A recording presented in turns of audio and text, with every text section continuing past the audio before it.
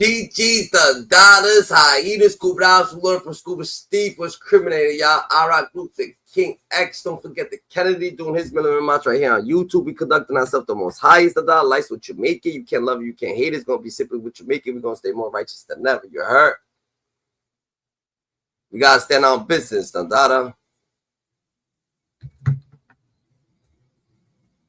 Yo, this is crazy, Dandada. We gotta stand out. We gotta stand all the way on business, GGs.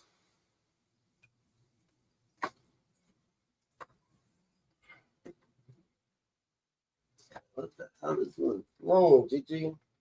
We gotta stand on business, Dandada. So at the end of the day, Dandada, we're building our 2025 pyramids right here on YouTube, Dandada. We conducting ourselves the most highest, Dandada. You heard? We're gonna stay more aware than ever, Dandada. And on some real shit, I had to talk. And I had a conversation, Dandada, because, you know what I'm saying? I was just more or less, Dandada, just, you know what I'm saying? Sometimes, Dandada, life, we humans, Dandada, and life will take advantage of everybody, Dandada. You know what I'm saying? When you're in the moment, Dandada. So right now, Dandada, all the people, Dandada, are saying, you know what I'm saying? Diddy's going to be free. Diddy's going to be this. I had a conversation. And I had a conversation with some angels, Dandada, right? And these angels, Dandada, they said, what the fuck are you talking about? All right. Respectfully, they said, respectfully, Diddy done. Grandma told me Diddy done. Real shit. For real. Grandma told me Diddy done. She said, what the fuck are you talking about? Just like that. She said, that nigga's done. You don't see what the fuck that nigga been doing? So more or less, I'm like, damn, Dandada. But grandma, the trial says that the trial's looking like he's gonna beat it, Dandada. Everybody's saying that he's gonna beat it and shit like that. She said she don't want to hear shit. He's done, Dandada. Whatever the case may be. I'm like, damn, but you know, he's beefing against the government. It's not really against this. She didn't want to hear shit, GG. She don't give a fuck about shit. She brushed me off. She said, all that news and this and him beating it and all that other shit, that shit goes out the window compared to what the things that he is charged with. I'm like, grandma, what is he actually charged with, grandma? Like, what the fuck can he actually be charged with? Like, he's charged with crimes that is not in the paperwork. Grandma said she don't want to hear shit, Dandada. Grandma don't want to hear shit, Dandada. Diddy, grandma, this is what grandma said. I'm just like y'all. Yo, Diddy might be free. Oh, this cake is sweet. This shit. Grandma said, shut the fuck up, nigga. Grandma told me this. You know what I'm saying? She told me shut the fuck up, nigga. I'm like, damn, grandma, Granny ain't playing, nigga. Granny told me if I don't fucking come here, Dandada, and make shit right, it's gonna be a problem, Dandada. Damn. So what I gotta do? I gotta come over here, Dandada, and listen to fucking Granny, Dandada. So I'm gonna have to, you know what I'm saying? Y'all might get me a little aggressive, Dandada. If y'all over here, Dandada, you know what I'm saying that Diddy gonna win, or Diddy gonna do this, or Diddy got the best team, or Diddy got the... Grandma says she's not hearing none of that shit. She already know Diddy. She said the nigga should be getting locked up, Dandada, for doing all the gay shit he been doing, Dandada. That's a fucking crime, she said, Dandada. Deep down morally, she said that's what Granny said. Damn. Granny strictly dickly, too. So, Granny's a different type of breed. I asked Granny, I said, Granny, Dandada, you never fucked with a girl or something like that? Because, you know, nowadays, Dandada, all these girls be fucking. She said, fuck no. So, Granny's starved. Granny's actually, like, one of them, Dandada. And Granny's still trying to... Granny says she's taking in applications, so we gonna bring Granny in here too, Dandada, because Granny says she's still taking in applications. I said, you want to come over here and grab some applications? She says she's with it. That's real shit, Dandada. So we gonna have to stay more aware when niggas is elaborating on Puff Daddy and Diddy. Like, at first, Dandada, we was on this time and we was taking this shit serious. And I was taking this shit serious. So all the circus shit started happening. And I was like, yo, what the fuck? The shit that they said they was charging with this nigga with, Dandada, he's not actually getting charged with, Dandada. The shit that they actually accused this man of doing, Dandada, is not there in the work, Dandada.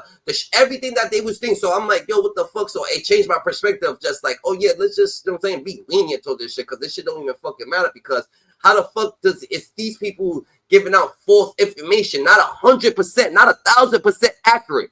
Because when you're caught, and 1,000% is 1,000%. Ain't no change in the narrative. But it seems like y'all put a lot of shit that you could that ain't sticking. Y'all just bringing up shit, so that's what changed my narrative. But Granny said, yo, fuck all the changing the narrative shit, you gonna have to stand on fucking business, Diddy's fucking done, you know what I'm saying? Diddy did what he did, and it's more to it. And I was just like, I bet, but that's not what he's charged with. But you know, it is what it is. What you want? What's up with you? Peace of love, morning. Yeah, greeting. I was like, yeah, man. The knowledge that you can get from this situation is that at some point, no matter if he committed a crime or not, they don't let people come out and expose who his character really is. His character overweighs everything. So people didn't really know who his character really was. Now they know who his character is, and it's kind of like people stuck on the disgusting mind he has, the manipulation that he has, the way he abused his power. It's just so many things that he's guilty of. What they really did, they exposed that. You see what I'm saying? Other than just a crime, they exposed the monster that's really inside of him, dog. And that's what got everybody so fucked up, For real. Yeah. They just overweighed the charges, dog. You know what I'm saying? Yeah, they tricked us. They said this and that. They said that. Now we got into the case. We on day whatever number it is. And it's not even about the charge that they charged him with now, man. Everybody just want to hear some more new stuff about Diddy, man. Who coming next to expose his character, his power? He manipulated his power. You know what I'm saying? How he just was like a twisted type person. He was never stable. People thought he was stable. People want to hear them with more of that. They don't even care about no crime anymore. They just want to know everything about who Diddy really is, bro. That's a fact. That's offending the data. So and it's like they go in there to listen to like some type of fucking like what should it call, like I guess like some type of role play porno type shit, because what the fuck they listen to? Shit getting fucked, this that. What the fuck they listen to, them, dada? You know what I'm saying? Everybody going there to hear everything bad. They don't want to hear a damn thing good about Diddy right now. Not nobody. Everybody going there to hear the juicy, negative, disgusting, bad. That's all everybody want to hear, and that's why it's got so much attention. Straight up. And girls try to act like, nah, and grandma kept it 1,002 $. She actually said that it's not that she don't feel that Diddy's a nasty person or whatever the case may be, because there is people who actually like that type of shit, but she's just not that dirty. You know what I'm saying? Yeah, like her mind's not that dirty. You got a high percentage people that's going against this shit that you thought was on it. It's so many people that people thought, I feel like there's more people that actually do shit like that. Not shit like that, but the nasty shit, all that shit, because you can see a lot of people, they, you know what I'm saying? They be on some fetish shit. The fetish shit is not nothing new. That's what I'm talking about. Yeah, that's everywhere. Yeah, that's what I'm trying to say. The fetish shit and all that shit, I feel like, because you gotta understand there's more people that's actually, I can't say doing wrong because it's not wrong, but it's like there's more people that actually went to that side, you know what I'm saying? And it doesn't matter how you get to that side, either they put you that side, either people want you to be a little bit more freakier, either people want to cheat you to do shit, either people, like, you know what I'm saying? So it's like more people over there doing that shit, because when you're living righteous, the bad shit, niggas be want to do it, drink, you know what I'm saying? Drink, turn it up, turn into fucking real quick, fucking, you're drinking, you're partying, one night stands, all this other shit, Oh, you had a one night stand. Crazy. It's so crazy, Gigi. Guess what? Everybody that's supposed to be the real people that's doing the real good in this world, they want to do bad. And everybody that's tired of doing bad, they want to do good. It's crazy. It's so crazy. So crazy. That's why people like we thought Diddy was a good man. But no, Diddy's a good man, but he likes to do bad like everybody else who's perfect. But that's why we here.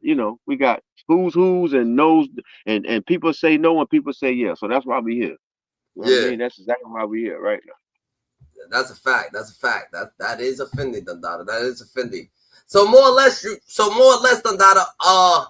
Your boy, Diddy, Dada. The older you get, Dada, the nastiest them niggas get, Dada. But I'm not saying that Diddy, whatever Diddy was doing, is right, is wrong, and shit like that. All I'm saying, I don't want to hear about what's going on in this man's bedroom. That's all. Oh, well, yeah. See, now we understand. This is all about Diddy's bedroom. Oh, yeah, Yeah. but hey, I guess I told you everybody want to hear that. Everybody anticipating to hear the more nastiest shit what went on in Diddy bedroom. It's crazy, right? Like, what It's the fuck is crazy. going on in Diddy's bedroom? Like, you know what I'm saying? This trial's about Diddy's bedroom. Diddy's bedroom's trial, Dada. Like, all the bitches he's fucking, all the thing, nigga. You know what that shit just made him, Dada? It got all the freaks out, Dada. All the freaks is out, Dada. And they want to party. The freaks come out at night. The freaks come out at It's night. amazing. It's amazing that people saying no. If people saying no, you didn't read the transcript. You don't read the indictment. Okay, cool. We already said that. We thought the indictment charges was some real cartel shit. But when everything getting broke down through the trial, it's all about a sexual activity that turned into people getting grouped up doing sexual activity. And now it's like, okay, now it's a criminal charge. Okay, we know about that, but it still got something to do with fucking, bro. It still got something to do with fucking. You know what I mean? What are you saying? Well, he ain't getting no whipping, whoop people ass with whips and handcuff people in dungeons and like I don't know, man. Yeah. Some other shit, Dada. Like, you ain't kidnapping people, Dada, from other fucking cities or whatever the fuck the case may be. That's what it seems like it. They made it seem like these motherfuckers was running an enterprise, Dada, that they had a house full of shorties, Dada, that they was taking them, Dada, kidnapping them from different countries. Yeah, like real shorties. Like real underage children that just want to be grown. They got the underage kids that want to be grown, and you bring them in, they be just drugged up, fucking, and not going home. And so I'm thinking he had real sex slaves, like 50 like, sex slaves in his house. Or some shit. Like some crazy shit. Like it wasn't even like that, Dada. We can't say and these grown ass people doing what the fuck they want to do. They want to fuck and be nasty. The fuck is you talking about? Like what? Come on. I feel like the more crime, I feel like boom, this is what happened, Dada. They pinned Diddy, Dada, to the petty crime because that's the only crime Diddy did alone. So they only gonna pin him to all the crime that Diddy did alone because they can't pin him to no fucking. They can't pin him to no fucking major operation. No Tupac shit. You crazy nigga? He got help by Illuminati for that shit. Fucking no fucking. He can't fucking. They been knew about that. No Kemp Porter. No Big Daddy Kane. Like they can't pin him to no shit like that. They ain't pinning that nigga to no crazy ass because he helped them. He actually helped the game, Dada. Like what the fuck? And Biggie and Tupac was here to run the game, Dada. So he helped them run the game, so they only gonna pin him to petty crimes that he actually did, Dada. Because if dumb crimes come out, Dada, Diddy's gonna fucking take all gloves off. You know what I'm saying? Now let me tell you something. This is a fact. This is just a true fact. And for real, the only type of people that's supposed to be looking at anybody on this earth that doesn't do what they do is people that really walk straight. You know what I mean? You got some people that really walk straight.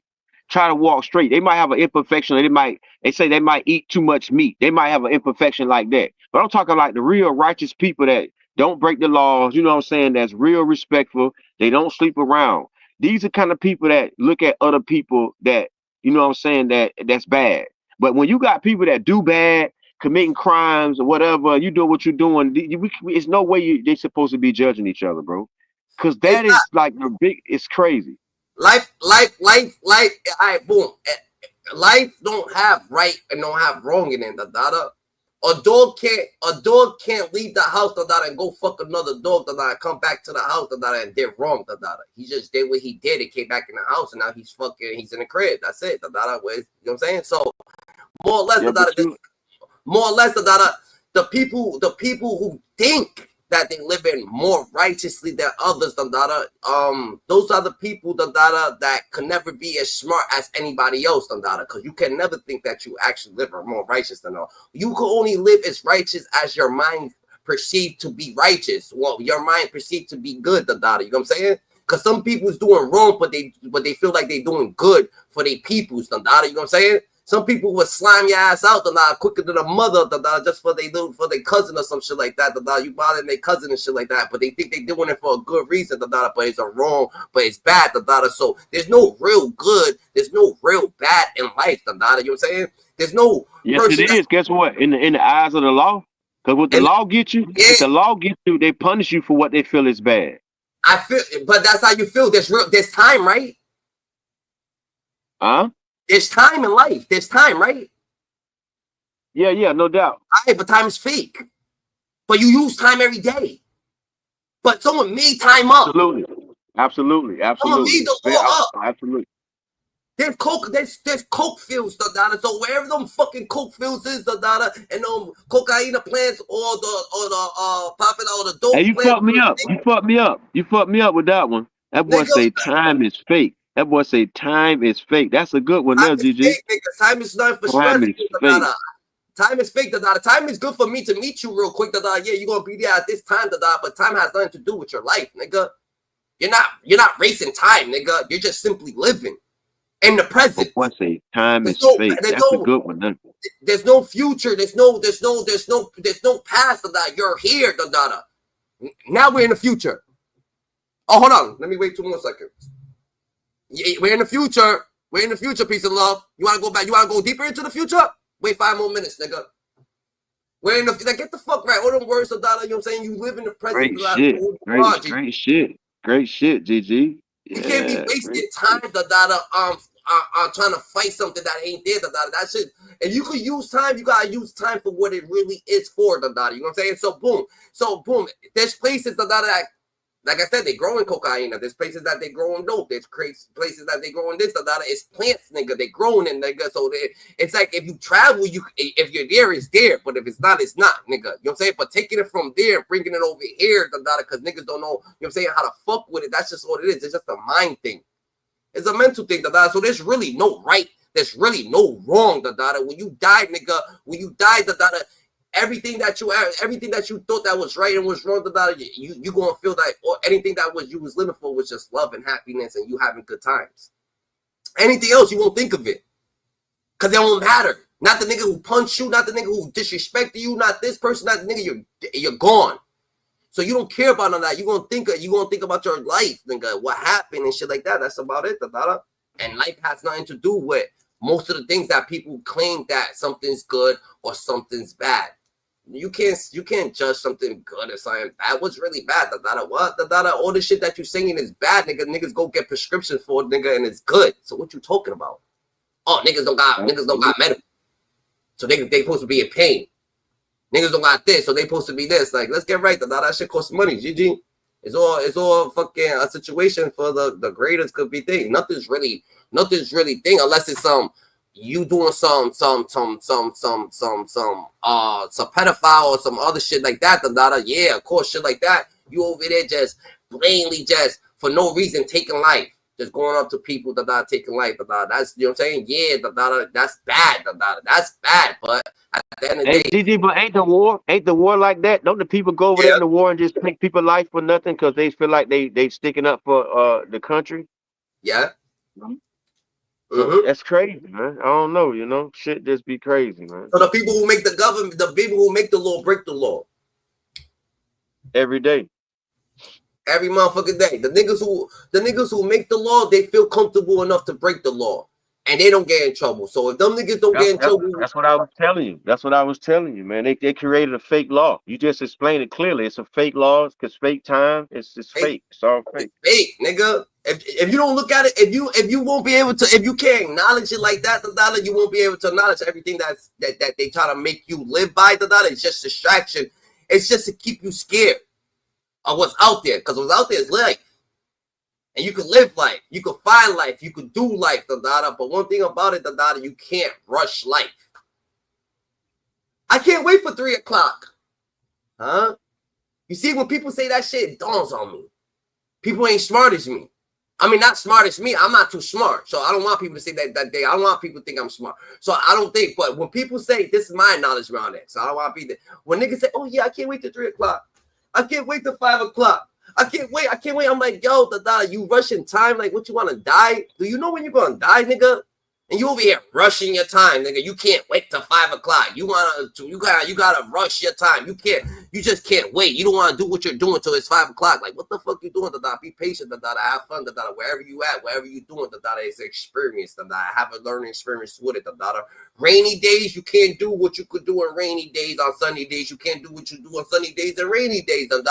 Snowy days is different, da-da. You know what I'm saying? Cold weathers is different, different weathers, da-da. You're going to go through different journeys throughout these weathers, da-da. You're going to be doing different shit, da-da. So, no, I don't care if it's raining. I don't care if it's sunny. I don't care if it's a blizzard outside. I'm going to have to feel that. Oh, shit, I never been in a tornado before. Let me fucking go outside and check out this tornado biz. Like, da-da. You know what I'm saying? That's what it is, da-da. A tornado never came. Everybody's, oh, my God, tornado's coming down. Yo, I never even been in a tornado. Oh, shit, a tornado's coming, nigga. Go outside, nigga. You know what I'm saying? So, more or less, GG, a lot of shit is made up, a lot of shit is made up. And I don't even know what I'm saying, how we even got off this topic, but it's the greatest thing of life, educated people, I guess. No, it's right in sync. It's right in sync, man. Right on in sync, man. Just jump right on in it. Yeah, fact. That's a fact. That's a fact.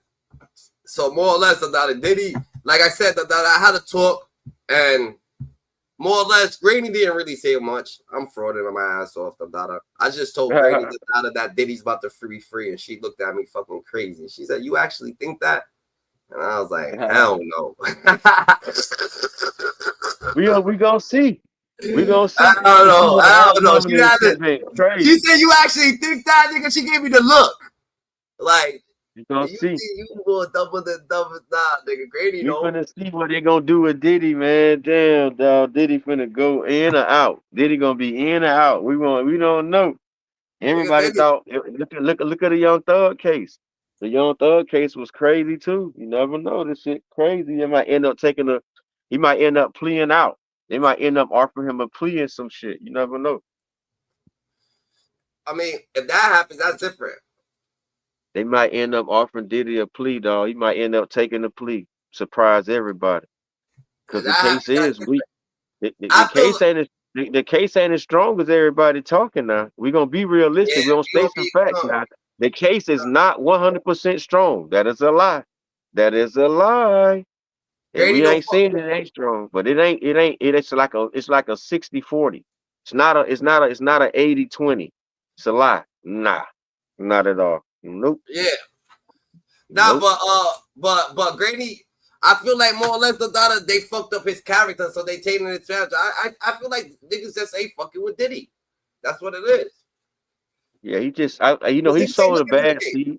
He sowed a bad seed and a bad taste in a lot of people's life, bro. So I mean, you don't know what he took people through, bro, unless you know him personally. And if you know him personally, then you know what he took people through, I guess, at this point, because it's like, what are good people at? And they've been showing all the bad people that got something dumb to say. So what are people that can vouch for him and put some good out about him? Because, the trial gonna be all about people going against him. It's gonna be crazy. That's the problem too, Dundada. It's like, boom. I'm not even gonna say something. They need like Diddy. Not that you always need somebody to vouch for you, but when you got these type of fucking allegations, Dundada, sometimes you need people to vouch for you because, you know what I'm saying? They're already. It's like this. If someone's getting ejaculated on or whatever the case may be, right? As a man, other men's already looking at him like, men don't do that, You know what I'm saying? So it's gonna have to be a female sign like, yo, but this nigga actually is a good dude, You know what I'm saying? He cooks, he go gets the wood, You know what I'm saying? Someone almost killed me, he jumped in, he's righteous. Let him be him, But Diddy don't got that. Diddy got everybody saying, nah, this nigga.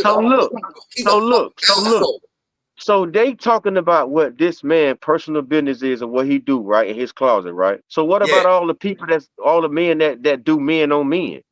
So why they not complaining about the men? Ain't nothing wrong with doing man on man, for them, If the situation is that he's an asshole. He's an asshole, no matter what. You like girls, you like boys, you a motherfucking asshole towards everybody, You know what I'm saying? The same way niggas saying, the same way 50 looks at Diddy, all these niggas look at Diddy, everybody's looking at Diddy like that. That's just what it is, Diddy was an asshole. You know what I'm saying? He had his hand in his palm, You know what I'm saying? He was a sassy ass bitch, A bougie ass, badass bitch, He's asshole. He's way more savage than Nicki Minaj. He's meaner than fucking Cardi B. He's meaner than all these people. He's meaner than even the girls. You know what I'm saying? I can't, but so the girl, Young Miami was with Diddy. So she was only with Diddy because she just was getting the bag for real because she knew about how nasty Diddy was. So she was really she definitely was with him just to get the bag because if she knew that this man liked to play with other men and do other shit, let other men do shit to him, and she was with him, that mean that was fake or some shit. She probably Why? ain't even never let the man touch her. Why would he? And Why would he? Why look here? This is what it is. She let him touch but this is what it is. It's a difference when you're that high. He's not looking. Maybe Miami City, whatever the girl is, the Miami girl, maybe she's not fucking the city girl, shorty. Maybe she's not looking at Diddy like that. They look at Diddy like we're about to have fun. Mary J. Blige look at Diddy like that's her little brother. You know what I'm saying? You know what I'm saying? So they get fucked together, they partying together, they living life together, they chilling together, nigga. That's his homegirl, nigga. That's a fucking ride or die, nigga. The fuck, and he carry blickies, and he go all crazy, and he'll slap a bitch and slap a nigga. What the fuck, nigga? He's on timing with these bitches, nigga. so that's what it is. So that's what it is too. Diddy never did no shit like that around those kind of people. That's why people saying that whenever they was around Diddy, he never did nothing like that. He probably was all men. He probably did all what a man's supposed to do. He probably didn't show that. He's getting fucked with Mary J. Blige, nigga. He's doing this, nigga. When you get look at, why the fuck would a female or any of these females care what Diddy's doing? They on the side of each other. Cassie and Diddy's getting fucked together, Why they like friends, nigga? You never seen a wild ass gay nigga in a crowd full of bitches. You wonder why this gay nigga, the gay nigga's old, mad rowdy and shit, want to fight a bitch, and you're like, yo, I have to gay. Like, what the fuck's wrong with this nigga, That's how gay niggas be, You gotta understand, That's in his character. His character's gonna show, What you mean, nigga? Irrational decisions gonna show who you are, and all that. And want to slap Drake and do this and do that. Bro, it's all imitation. So when you get fucked with a person, you get fucked with Cassie, nigga, they look at you as a different person, you could be cool with them, You know what I'm saying? He's one of the girls. It's 2025. You act like this gay shit, just started, This shit started a long time ago. So he's one of the girls, nigga. Nigga, he's one of the girls. So when he come when situations go, he goes near the shorties. When there's a party, he's gonna go near the shorties, That's just what it is, nigga. You know what I'm saying? They chill together, they hang together. You know what I'm saying? Situations, nigga. That's Mary J. Blige's little brother, nigga. Like, you know what I'm saying? Like, there's nothing that's gonna change it. They've been through situations together. What the fuck? You never seen a girl with another girl, nigga. If they chilling, right, and they at the club, nigga, and they both go to a house, nigga, and they get fucked together, and they get fucked, right? And they went to the club and they go to a house, and they get fucked together. They gonna feel like they've been through something, like they did a drill together. Because they went somewhere and got fucked together, So now they're a little bit more closer. You know what I'm saying? Yeah. Like, oh yeah, me and this girl went out you know what I'm saying? They got fucked together, whatever the case may be. Oh, I bet. Now they feel like they partners. You know what I'm saying? They did a crime and they chilling together. They more laid back, nigga. They looking for the next plot, nigga. That's how Diddy is, nigga. With them, nigga. That's what it is. That's just life, Dada. For sure. He'll make it through. And we'll see. The outcome coming. The outcome is coming. Yeah, we're definitely going to see. Hopefully. Because Grady said he done. Grady actually said, Grady said he done? Grady said he done. Yeah, Grady said he done. She didn't want to talk about it. She said damn, Diddy Bop. Oh, Diddy Bop done, huh? Yeah. Diddy Bop. Goddamn Diddy Bop. Damn, Diddy Bop. You won't be bopping the videos no more, huh? Goddamn Diddy. Goddamn Diddy Bop. Oh, no, Diddy Bop, man. Damn, Diddy Bop. Nah, Granny said he done, though. Granny definitely said he done. I mean, I don't think Granny, who the fuck is Granny, though? You know what I'm saying? Granny is not a lawyer, but you know what I'm saying? Granny's probably spiritual.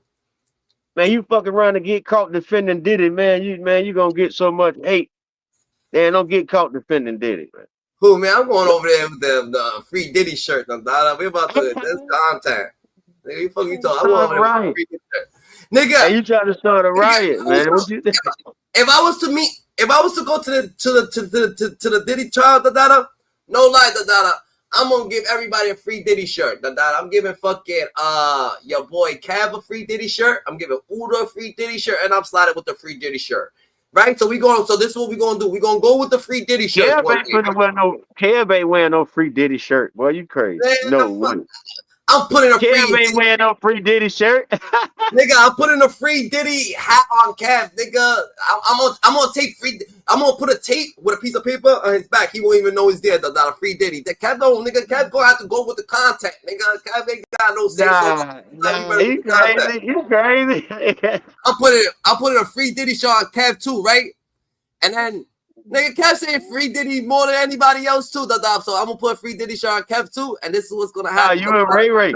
You and Ray gotta go up there with the free Diddy shirt on, man. It gotta be all of us, nigga. So boom, the next day we gotta have Kevin in the We gotta have Kevin in the So the next day he's gonna have the free Diddy shirt too, So when Knowledge Kev comes in with the free Diddy shirt, guess what happens? Everybody's gonna come at us. So then the next day, guess what I will do? Diddy done. Y'all changed my mind. I'm on your side. The next day I'm coming to like this. Look at from down the block. Diddy, you gonna stir that pot. You definitely gonna stir that pot. Hands up from down the block. They're gonna be like, he's cooking. Then you're gonna start stirring the pot. Yeah, you're gonna start stirring the pot.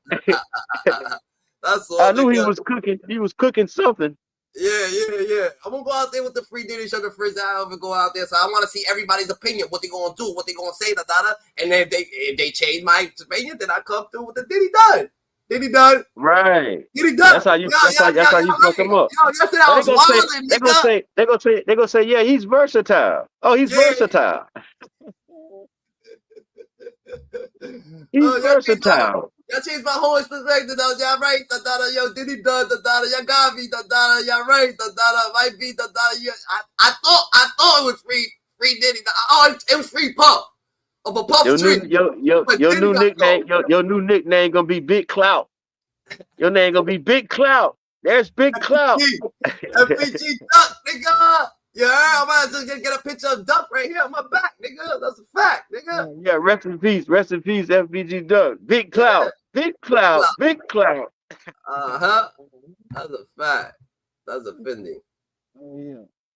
Life's what you make it, bro. Life's actually what you make it, GG. And hopefully everybody's making it. You know what I'm saying? Niggas gotta understand in the life of this world, that you gotta fucking agree to disagree, live a certain type of acknowledgement, it's okay, it's simply everything's simply okay, you know what I'm saying? That's a fact. I'm gonna play some of this shit though. Okay. Research as I normally do when I get off stream and also in the mornings before stream. And I gotta be honest with you, chat. I want to sit up here and say, Diddy, who has 9 attorneys. I've ranked his attorneys in my mind. Pause it, bro. Pause this for a minute. I got something to say. I got something to say. One whack 100. You call out Friday 16 hours ago. What's criminated? You looking for Friday whack 100? Here I am. You ain't gonna never figure out who Friday is. He called me out. Somebody called me on the back and said he called me out 16 hours ago on Clubhouse and YouTube. Oh yeah. So what's criminated on Wax 100? What you trying to do? You trying to pull up? What you trying to do? I already know you a fuck boy. You a sneak. What he say? He said, I'm trying to figure out who Friday is. He told me on the back end. Come on up here. I'm finna expose your ass, boy. I'm finna expose you, boy. Where you at, Wax 100? You going? Why you say where you at though? Why you say where you at? Cause nah, bro, you wanna go on your YouTube show. Listen, you wanna get on his YouTube show, big bro, talk all that big gangster shit about me and call me out on his YouTube show. But now you caught the wrong person out. Now that's why I got all your paperwork. I got all your information. So what you trying to do? Friday. To pull up my shit. Friday. We sliders over here, We don't do that paperwork party shit, You a slider, nigga. 30 days, 30 nights, nigga. Remember that, A couple of people, bro, I got in contact with don't even like your ass. So You heard Friday. You ain't telling people that you got their paperwork, nigga. That's not what you're doing here. You telling niggas that you sliding 30 days, 30 nights. Fuck that. I'm sliding. All that paperwork shit, you leave that shit wherever the fuck that shit. We ain't never do no shit like that. But if you got the paperwork, you could run it. I'm gonna run it. I'm gonna run you so hard, bro. I'm gonna slide on you so hard. I'm gonna hurt your feelings in front of your friends, man. I don't care how much money you got. I don't care how much pools you got. I don't care how many people you know, bro. Bro, don't ever in your lifetime call Friday out again, bro. What you trying to do, bro? You want me to slide on your ass? You scary as fuck. You got a bodyguard, so I don't need no bodyguard. I'm my own bodyguard, my own boss. So think about what you're doing, West 100. Please think about what you're doing right now. You're getting yourself in a hellhole you can't get out of. Cause Mama Friday told me don't do you dirty when she heard you call me out. I was at the hospital when you called me out. So Mama Friday told me don't do your ass dirty. But I'm not gonna listen to Mama Friday. I'm gonna get your ass. I'm sliding on your ass, bro. Go live. Cause you been sending me lies all morning. Yeah. So you mentioned your name? Niggas mentioning your name, the Dada? Yes, he told me on the back end. I'm gonna say the anonymous told me, anonymous person told me on the back end. He called me out 16 hours ago on Playhouse Club in on his YouTube. Said he trying to figure out who Friday is. So West 100 trying to figure out who Friday is. So I'm gonna slide on you, West 100. I'm gonna show you who Friday really is. But Mama Friday told me don't do it to him. Don't do it to him yet. She told me don't slide on him yet.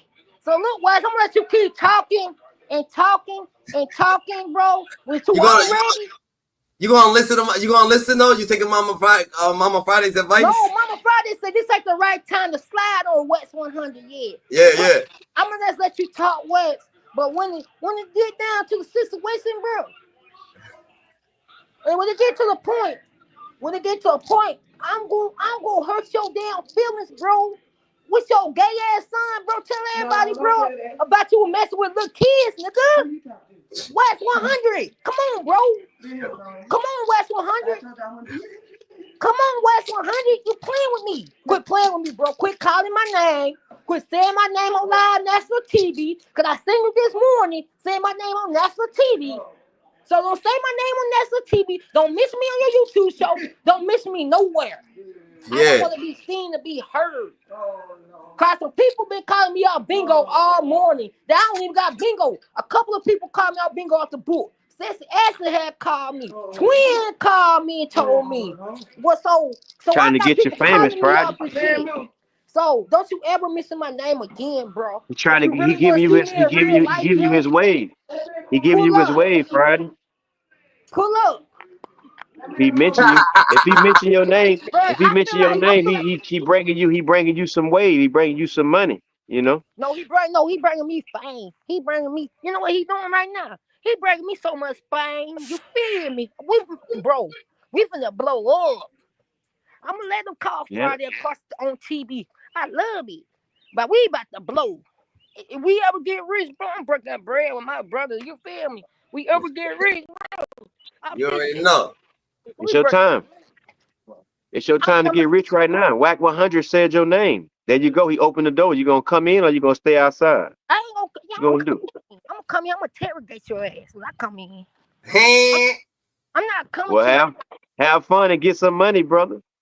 Welcome to the city. Like I was saying though, Mama Friday said he was missing my name so much. So he was missing my name on TNZ and shit too. What the fuck? Wow, that's big. That's big. What do TNZ need to know about Friday? Don't worry about me. You need to find that. Key. Friday stay low key. Friday don't want to be all the next across where everybody blood. Oh, Friday, can you find it? Let me get your autograph. Let me take pictures. Can you find it, Friday? Can you find it, Hill? Can you find where he mentioned your name so you can play the clip so you can, really, you know what I mean? I don't want to be out across the TV right now, bro. It's too late. It's too late. It's too late. It's too late. He mentioned your name. It's too late. He mentioned your name on so many platforms. On that 5:30 on TV, bro. Yeah, he already Friday? he already They trying lit to you figure up. out. Listen, y'all. They trying to figure out who the real Friday is. What do Friday? Yeah, man, he lit They you up. trying He to lit figure out you up, what man. Friday do for a living. He gave you the spotlight, Friday. They See, trying to Wax figure it out. 100. I'm gonna tell you like this, bro. They asking questions. But you done made all way. Bro, no, I'm talking about. I was on the. I found myself this morning looking on TV when he called my name out On TMZ. on TMZ. That's a black man and that white man. And I was on that black man and white man show at 5 o'clock this morning. Okay, what he want to Well, why you ain't up on He your channel? like this. Friday ain't got the balls to come and prost me. Oh, this shit on What? live, bro. You supposed to So this been what you going doing on live. Why national you ain't going TV, bro? live?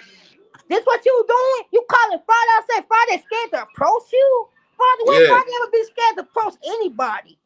yeah. So yeah, bro. Like I said, bro, keep on. Act like y'all know what's going on. Friday be on the back scene watching everything with your slow ass, like you wrote the slow butt. I know your wife married. Wait, his wife married a slow ass nigga. Yo, Friday's Your always. wife, If you listen, wake what up, 100? I'm gonna be real with you, bro. So you want to call Friday out? Now I'm finna bomb rush your ass real quick.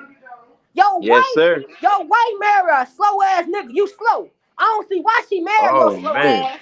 Your kids don't want to be around your freaking ass, and you still now come Hey, on, Friday. bro. Come Friday, you on. know Whack 100? You know Whack 100, Friday?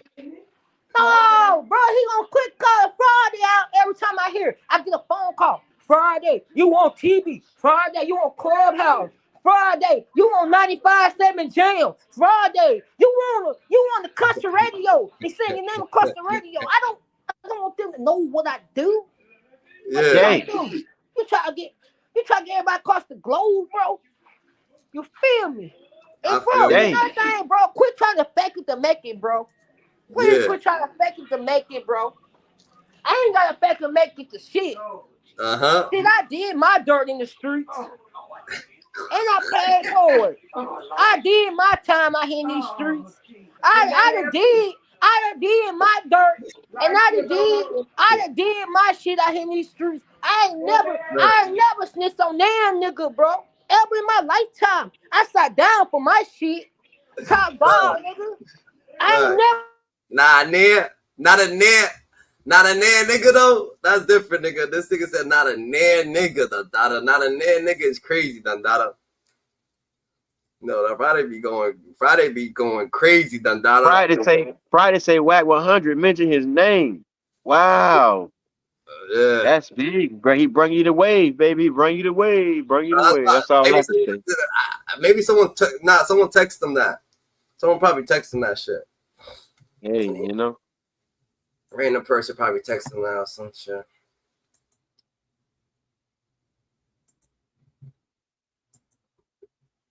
Bet that. So we back on here, Dada. We back to the Diddy.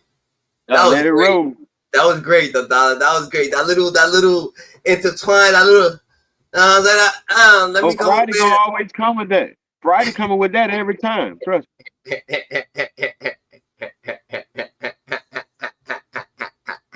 Every time he coming with that. That's Friday, boy. And it's Friday. He fried on Friday. Wow. Oh, it's Friday? He is not playing. Oh, That's it's right. Friday. Oh, it's a ride. It's Friday and it's facts. I was offended that Diddy. All right, bet. I've looked at what they've done, what they've accomplished in trying to get Diddy off. And Friday the results at this point in time is going to shock you. The best lawyer, if you ask me, that Diddy has currently, it's not YSL Steel. I actually got him number 2. His number 1 lawyer that's doing work, putting belt to ass, is a black woman named Nicole Westmoreland. Her rate finna go the fuck up after this. Yo, now, Friday. some of y'all might remember. Nah, you're not doing this Friday. You're leaving, coming back. What's up, Dada? What's up with you, bro? It's right here. It's right What it here. do? What it do, nigga? Oh, what's up? I was showing somebody what I do real quick. You three right there. So like I said though, Wax, I see you on the other side, bro. I'm not gonna bring this shit to my brother. Show right Nah, now. you could bring it here. Well, you could. You know what I'm saying? We got time, nigga. I got time. I'm patient today. What's up? Like I said, Wax, do your homework. I'm gonna let you do all your research. You know what I'm saying, bro? But you ain't talking about. But you want to talk about Larry Hoon. How you talking about? You finna get Larry Hoon paperwork. I know you was snitch, bro. I know you doing some snitchy ass shit to get Larry paperwork, bro. I'm not stupid, bro. Bro, Yeah, I'm not done Whack 100. If you a snitch, you just a snitch. yeah. Now come on with it. Now, bro, let's get on some real facts. I'm gonna talk real fast, real quick on Wax, and I'm gonna get the fuck off this out. Wax, you see why your kids don't fuck with you? Why your kids don't fuck with you? Answer that Why, question. why, What man, nigga? So I got a question. What if Jay Prince get in this conversation, Wax? 100. Oh, no bullshit. What if Jay Prince get his put in? That's what you'll do. Hush mode, cause Jay Prince don't fuck with you, bro. They don't even like Yeah, that Jay Prince fuck with you, bro. Cause I know he don't fuck with you. Half of the motherfuckers YouTube show I went on this week, they don't fuck with you. Even a female says she don't fuck with you. yeah. So Shorty boom boom said she'll slide on a nigga. no, not Shorty Boom Boom. This was another. She saw it's another Shorty live I was on. All right, all right. So I've been on lives all week trying to figure out some shit. Oh man, they got a lot of shit on you, bro. They Yeah, got a lot of shit. Like I said, y'all, if y'all want to expose them, come on to the show. Come nigga. on. We got a lot of time. We can make a day for y'all YouTubers come up and talk about him, bro. You feel me? Do 100, bro. We make time one day. We make time for all the people who don't like Wax 100 to come up here and talk that piece about him. But I'm gonna say this. I'm gonna get off this bitch. I got some business to handle. Wax 100 one time. Only I'm gonna say this one time only. But hear my name anywhere. It's your head. Please don't try me. Facts. If I hear my name, I know you got trolls. I know you got trolls. Whoever on this show watching, I know people probably be watching for you and come back and tell you. But I got a number. I got a hotline. Read the motherfucker. Can you read?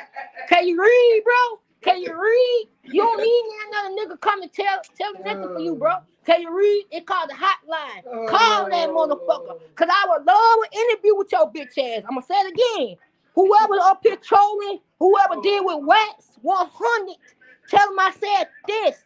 I love him to call my hotline so I can do an interview with his pussy ass. Yeah, he a pussy.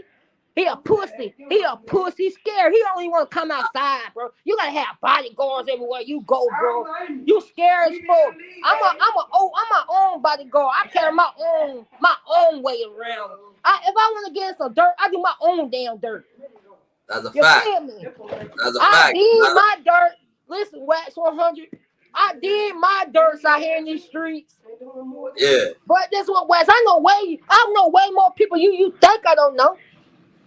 Yeah. Don't play with it, Wax. I know some GD boys right now. You say that word GD shit, bro. They GD crazy. They'll get up here go GD crazy on your ass, bro. I'm just letting them know. They go GD crazy, bro. I'm gonna put Goose to God up here. And that motherfucker say drop your ass. No, you know you ain't gonna drop your low, bro, cause you so scared. You might have to get your bodyguards to come and save you. That's what you're scared of. But yeah, I'm gonna get off this thing real quick. I gotta do some more homework real quick. I'm gonna let y'all do your thing and do that Diddy trial. What you want to look like? We talking about Diddy. Diddy, you going down. Cassidy told everything in the fucking trial I was watching. Cassidy said you give her cocaine, Diddy. You dead meat, Diddy. How you gonna give somebody cocaine, bro? And then they wake up and you put them over the bouncer, bro. Who does that shit? So he hung the shorty from the 17th floor. Yeah, no, bro. He probably put her like, and you give her drugs, and then this true ass shit, and then you gonna try to hang her aside the bouncer, bro. throw off the bouncer, nigga. Diddy. I can't say that's a white girl, bro. Diddy, you know what they gonna do to you, bro? When it comes to white folks, they gonna hang you. It don't matter cause you got top house of lawyers. It don't matter that you try to pay the DA. Money don't mean shit to some people, bro. Cause like in my system, I ain't got no system for Diddy. No sympathy for Diddy. I don't like Puff Daddy. I ain't never liked you, Diddy. Yeah. If I ever see you in the streets, bro, I'ma tell you to your face, like a man, I don't like your pussy ass. But ever see you in person, I don't like your pussy ass. I swear to God. Yeah. I will never, Diddy, I will never do an interview with you. I will never, ever be seriously do an interview with you. That's a fact. So yeah, I'm gonna let you do this little Diddy shit, bro. Let me get up out of here. I just had to come tell Wet 100 what I was thinking. That's a fact. That's a call fact. my old lady back. All right, man. Y'all stay easy, bro. All right, GG.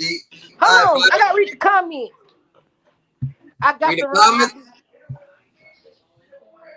Damn, you got some people up here, bro.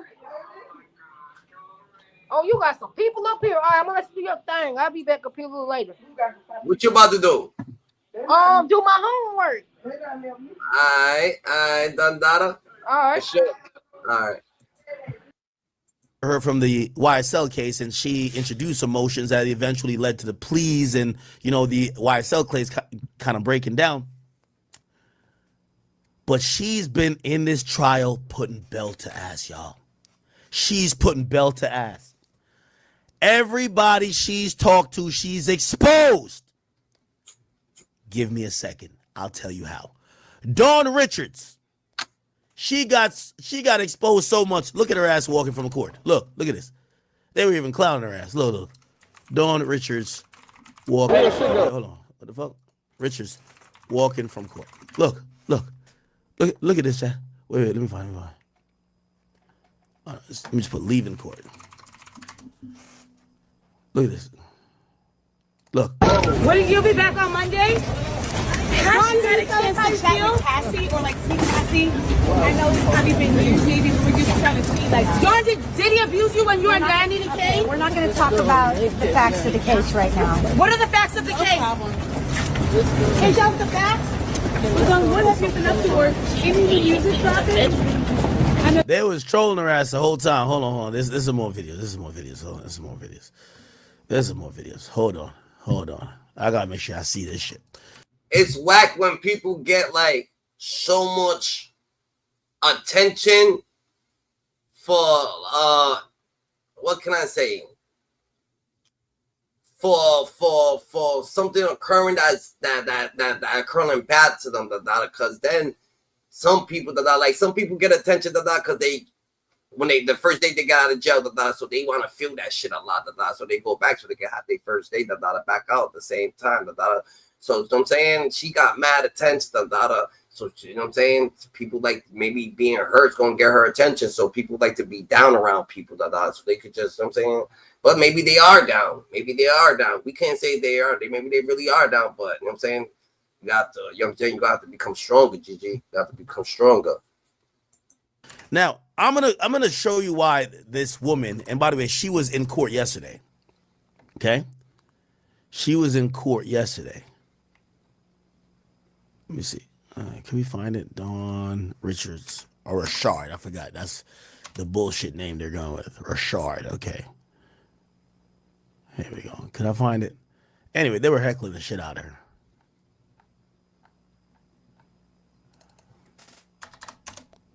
Where the fuck is the video?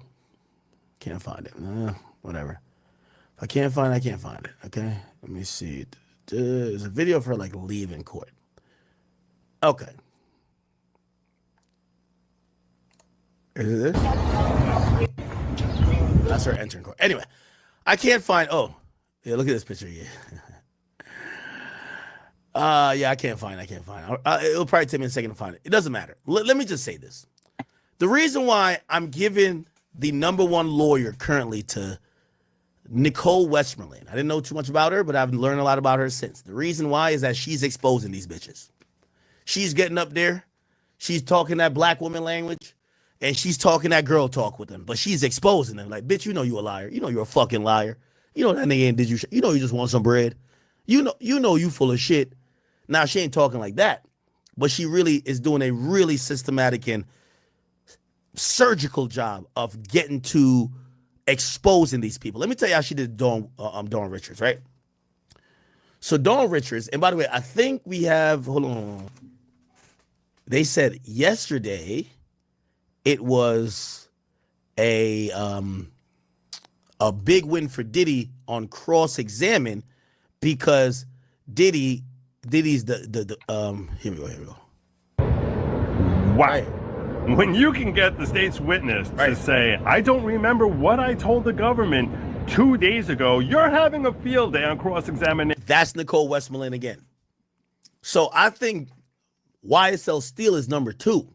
This is my ranking if you ask me. I got the black woman, Nicole Westmoreland. She's number 1. She been up there 2 times and exposed 2 people. 2 out of 2, that's 2 home runs. If this is baseball, you're winning. So Nicole Westmoreland is knocking it out. Brian Steele, even though it was kind of like iffy, like because he went hard at was it Mia or was it I think it was Mia. Right? Went hard at Mia. When a lot of people said you gotta treat them with like kid gloves. Brian Steele, I got his number 2. Tenny Garagos, I got his number 3. That's different because a lot of people don't understand that they thinking they doing this for publicity. They're not doing this shit because they want him actually in jail for the crime that they don't know what the fuck to say. They're like, yo, we made it here. We had the Diddy trial. We got all the spotlight on us. I mean, what to say? Oh, she forgot her lines. You can't say cut. You can't say cut. 3, she did the opening. And everybody I keep hearing talk about this, they said the opening is strong. And they said Diddy's opening was a hit out the park because they basically laid out what it is and they faced what the government was going to do this entire time. They said, hey, you're going to see a lot of things that ain't going to make Diddy look like a good person. But yo, shout out to Brian Steele. Shout out to True Feeling. If Brian Steele actually gets this case, and Diddy wins this case, with Brian Steele, Brian Steele's going to be looked at one of the greatest lawyers, like a good ass lawyer, so great, True Feeling actually, does something, even gets Dirk bond and shit like that, get him out, so he can enjoy a little bit of situation or whatever the case may be, and actually get him, to what I'm saying, to think, yo, shout out to you, GG, shout out to you, because and make it seem like now it's a system and the system is corrupt. As in, you know what I'm saying? It's only a way to, you know what I'm saying, do things. And they just put words on pages and and you read them out. And then that's what happens. But that's not the way to go. You actually going to need some factual, 100% accurate situations to be fucking with these people. Like, you know what I'm saying? You can't just make up stuff or just speculate or just think or just, you know what I'm saying? Even get something wrong. Maybe a lot of things was happening, but you got some shit wrong. You can't put lies in truth. You know what I'm saying? And you can't put truths in lies because it's not going to work like that. But he's not on trial for being a good person. You're going to see maybe beatings and assaults and fights. We acknowledge these things happen, but he's not on trial for beating a girl up, putting his hands on his woman, having violent outbursts. That's not what he's on trial for. He's on trial for being a sex trafficker. And they're saying that was powerful because it sets the palette where the government, when they keep showing Cassie getting beat in that one Intercontinental video, is like, okay, we see it, but like that's not what, like, we got to prove the other shit. So they said that was powerful. So we give Tenny number 3. Number 4, I'm going to give to Anna Estavio. She's the one who did her work with Cassie. I think she did a good job. I got Mark Ignifilo. He's kind of like the coach mostly. I got him at 5th. Xavier Donaldson, I got him at 6th. And who else? There's 3 more lawyers too. But anyway, okay, cool. So I just want to say, for all the people who think there's a hatred of women when it comes to me, no. The best lawyer that Diddy has right now is a black woman. She's been up there twice and exposed 2 people. Wait a minute. DJ Academics. Why would you say that? If anybody thinks there's a hatred towards women, I mean, you have a mom, right? And even if that situation wasn't all that, whatever case would be, you gotta like girls, right? I mean, it can't be no hatred towards women, you gotta like bitches, right? You gotta like girls, or what you like, men? You like niggas? What is it? People. Dawn Rashad, you know you a damn liar. You know you was down with Diddy Dirty Money. You was so sad and you wish he never dismantled the group. How was he ever forcing you to stay when he was the one that says, y'all can leave, go, get away from me? How was he trying to force y'all to be with him? Wait, hold up. You said he did this, and third. He hit somebody with a frying pan. You said it happened then. Then it happened then. Then you said this happened. You've never said this, but you're saying it now. Why do you have 4 versions of the same event? Dawn says, I don't remember what the hell happened. You don't remember what the hell happened? It's been a while. No further questions. We got you. You fucking liar. We don't even need to hear nothing about you again. That's an exposal. We can't believe your testimony if you get spun around, you're dizzy, and you say, I don't know what the fuck happening. That's all we needed you to say. She said she don't know what the fuck happening. That's the win. So, Nicole Westmoreland did that. Then Nicole Westmoreland went on yesterday. And she started grilling. She's grilling. Who was she grilling yesterday? But the person admitted, hey, when's the last time you met with the government? It said 2 days ago. I said, all right, bet, cool. So, what happened? The person couldn't remember what happened 2 days before.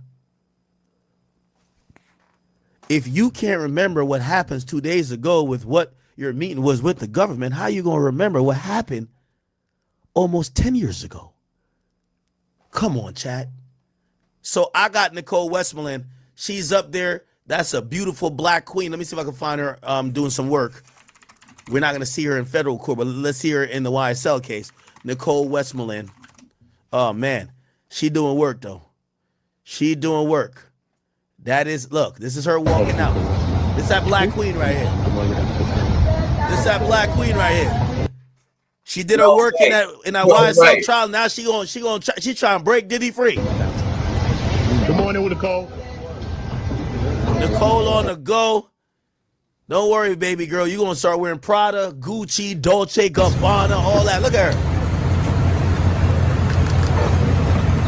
Long way from Atlanta. Long way from Atlanta. Brother.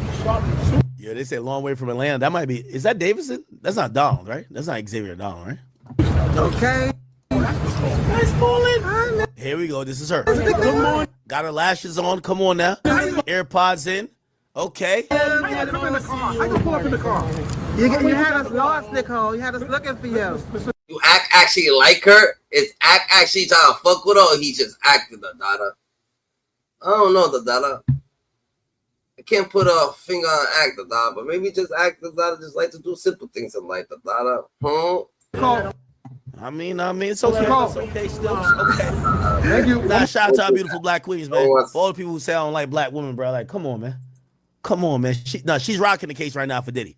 And by the way, I'm judging it based on, I get it, everybody has a job, but remember, if you go in there and eviscerate somebody who's on that witness stand, the jury's gonna be like, well, what type of case is this? She's 2 for 2, and I like it. I do like it, okay? I wanted to do a quick recap.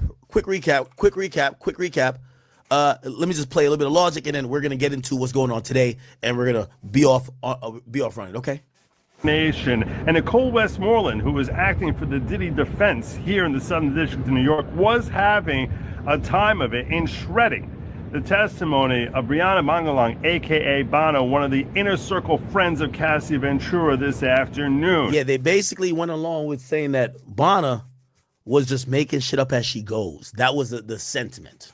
I am Joe Neerman, aka Good Logic. I want to break down for you not just how badly it got for the state's witness when she was on cross-examination today, but I also want to speculate for you why things probably unfolded the way that they did. So let me break it down for you. This morning, Bonna, whose name we have heard bandied about throughout this trial as being a friend of Cassie's from around 2015 through 2018, and a friend who they did drugs together a lot, and that it was increasing over time, that she had told over several incidents which were news to us. We had heard reference to the fact that there was a friend who was hung over the balcony. Cassie told us how her friend Bonna was held over the balcony by Diddy. And Bonna was coming in today to tell us that story. But in addition, she came up with two other incidents that were news to most of us.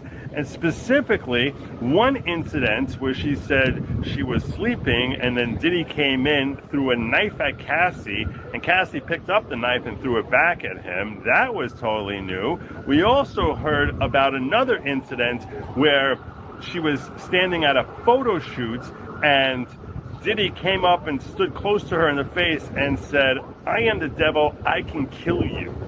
Now, these were incidents that we knew nothing about. Cassie didn't testify about this. We didn't hear anyone else talking about those last two incidents. Cassie did testify about the balcony incident, and this is being held over the 17th floor of a balcony that she said her friend Bonna had been held over it, and then Diddy threw her down hard onto some of the furniture that was there on the balcony. That is testimony we've heard about during the course of this trial. However, today we had Bonna on the stand, and when she told over the story, and the way she described it is that she was on the balcony, and Diddy came up behind her, grabbed her from behind, and lifted her up. And it sounded like she described the incident as her feet were on the banister, on the railing of the banister, and then Diddy was yelling at her saying, "You know what you did, you know what you did." And she's like, "I don't know what I did." And to this day, she has no idea what it is that she did, and that she's facing outwards toward the view. So remember, she's 115 pounds. Diddy lifts her over the balcony. He's just holding her. I'm thinking your clothes might rip just off gravity at that point. You might fall out and just die. But they claim Diddy holding her over the balcony. She around 115 pounds. Remember, she was a drug addict. That's another problem with her testimony. Chat, she used to sell pills to Cassie. That's different right there. Like over the 100. Like, what makes you think that you can't drop them though? Like, what makes you think you can't drop? Maybe she wasn't. Like, was she held over the balcony though? Cause you ain't gonna trust a nigga like Diddy. Damn near a crackhead. So she was thin as hell, 115. He hanging over the balcony, and he said after that, Diddy lifted her back over the balcony, still with two hands, and threw her like the Incredible Hulk into some furniture on the balcony. Shit, chat, that shit don't sound nothing like the reality. I'm not saying Diddy might not grab her neck or some shit and held. If she had said Diddy grabbed her neck and held her neck over the balcony, I'd be like, you know what? That makes sense. But lifting her up like this, like Diddy's the Hulk, come the fuck on. Diddy. Just the facts, the data. Hit the link. Bonna testimony claims Combs patterns of violence and intimidation. Central racketeering conspiracy charge to her credibility was heavy challenge during cross-examination. All right. Jeez, where you get this? Like, what the fuck, the data? What? Testimony claims Combs' pattern of violence and intimidation central to the racketeering conspiracy charge to her credibility was heavy change during cross-examination.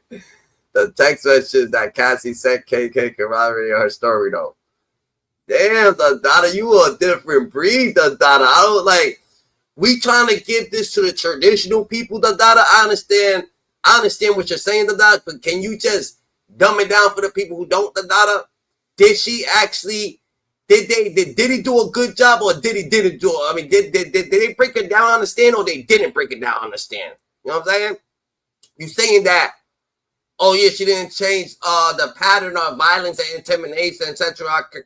It's conspiracy charge, whatever, to Kirby was heavily challenged. Like, all right, they challenged her, so they did break it down, but you're gonna say it was like you're on both sides, bro. Like, what the fuck? Then you gonna say, but her shit was the text message just saying that the story was true or whatever the fuck. Like, what you saying that bro? They broke them down saying that her shit was fucked up, but they're going like, bro. Let us know what you actually feel, what you feel. You don't feel nothing. You just giving us, and you are, thanks for the information. You know what I'm saying? Just the facts. You're real for that one, But we want to know what you feeling,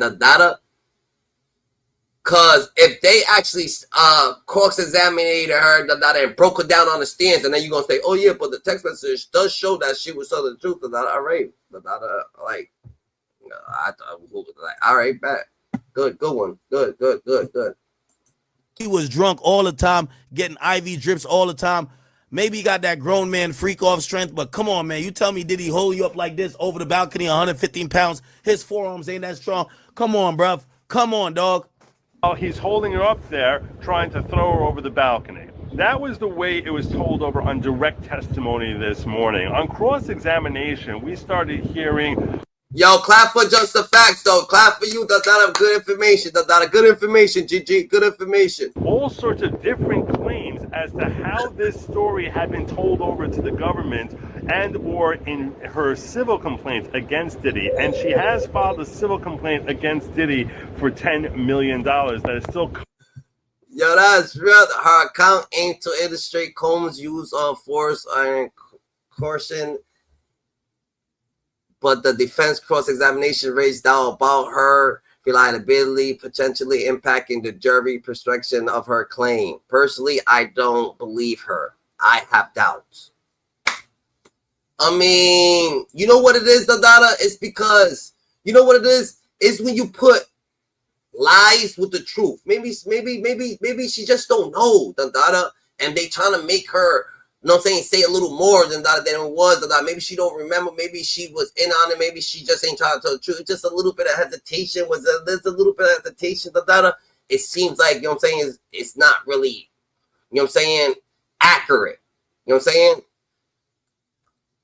If they saying that what she says gonna impact is impacting the jurors, I mean, then you're saying Diddy's actually got a chance of winning, That's what you're actually saying in your own words. And then you say you personally don't believe it, that you have doubts, So anybody thinking like that, that's different. Nobody's gonna be playing with people. You know what I'm saying? That's different.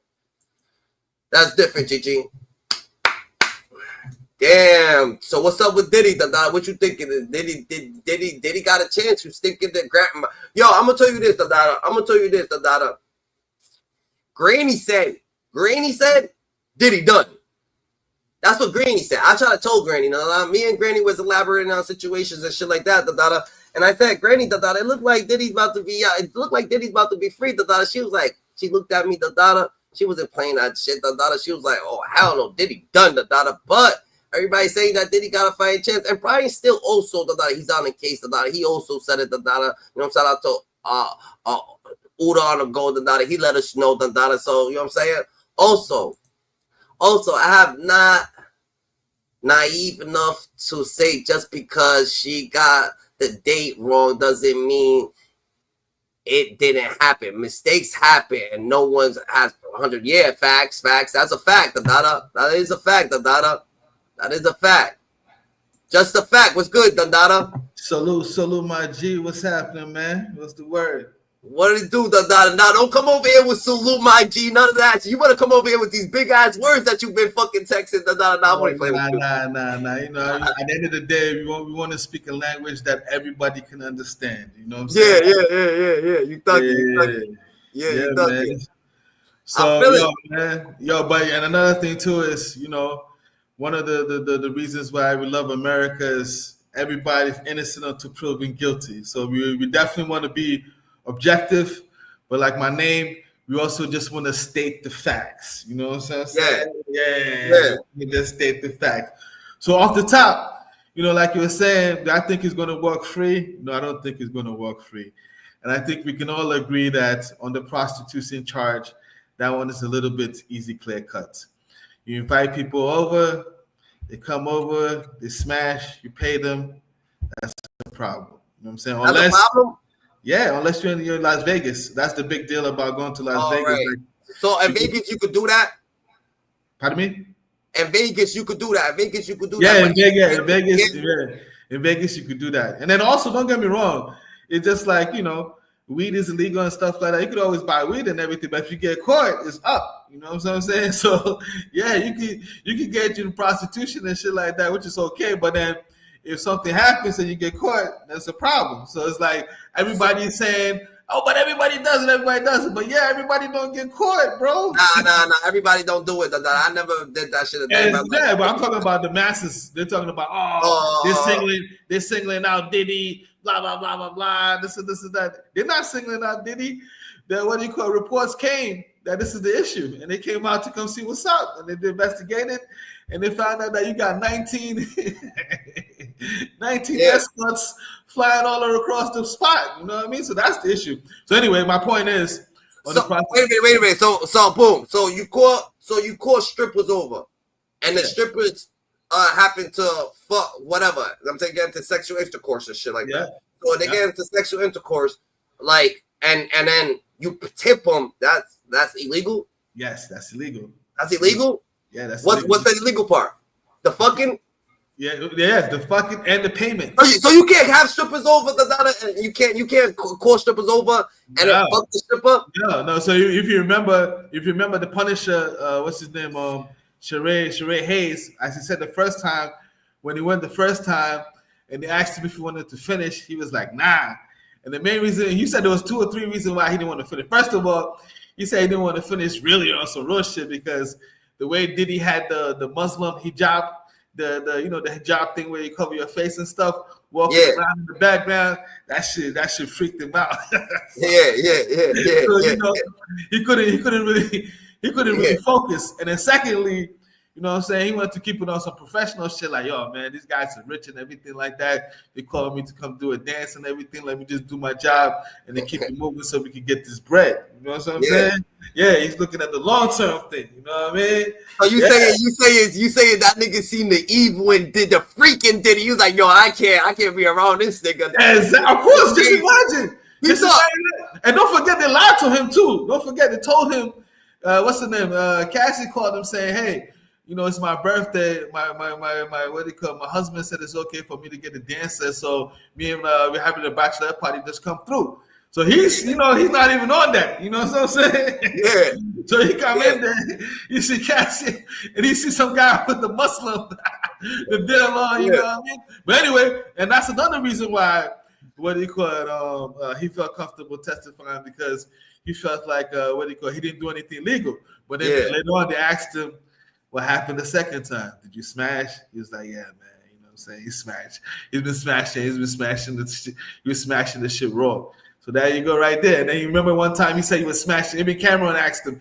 He was smashing Cassie on the bed. And what did he do? Did he came through and threw 100 stacks on the bed? You know what I'm talking about? Yeah. So right there and then, there you go right there. You just paid for, that's the prostitution. That's right there and then. But he was already hitting it. Yeah, but you called it. Okay, why is he hitting it? He's hitting it because you're gonna pay him, right? I mean, you say he's probably hitting just to hit it. No. So that's another thing too. They come to the feds come to you and they ask you, hey man, do you want to be a co-conspirator or you want to testify? It's your choice. You know what I'm saying? You want to tell the truth or you want to be on Diddy's side? And then everybody gonna be like, yeah, I want to tell the truth. You know what I'm saying? So he came and told the truth and everything like that. So on the prostitution, that's clear. And don't forget, they got 16 or 17 more other escorts. That's just They got, you know what I'm saying? They got David Jenkins. They got, you know what I'm saying? They got a lot of them. That one is easy. And then here's another thing too. They said they're gonna post all the flight records, the hotel room, numbers. There's text messages between Diddy and them, and all of that stuff. The video recording, they have all of that. They have all of that evidence. But is he on? Is he in trial for this, Dundada? He's on trial for. Yes, he is. Oh yeah, he's on trial. He's on trial for 3 different things. He's on trial for sex trafficking and prostitution. So what do you think? So you think? I'm just saying personally, because I really like.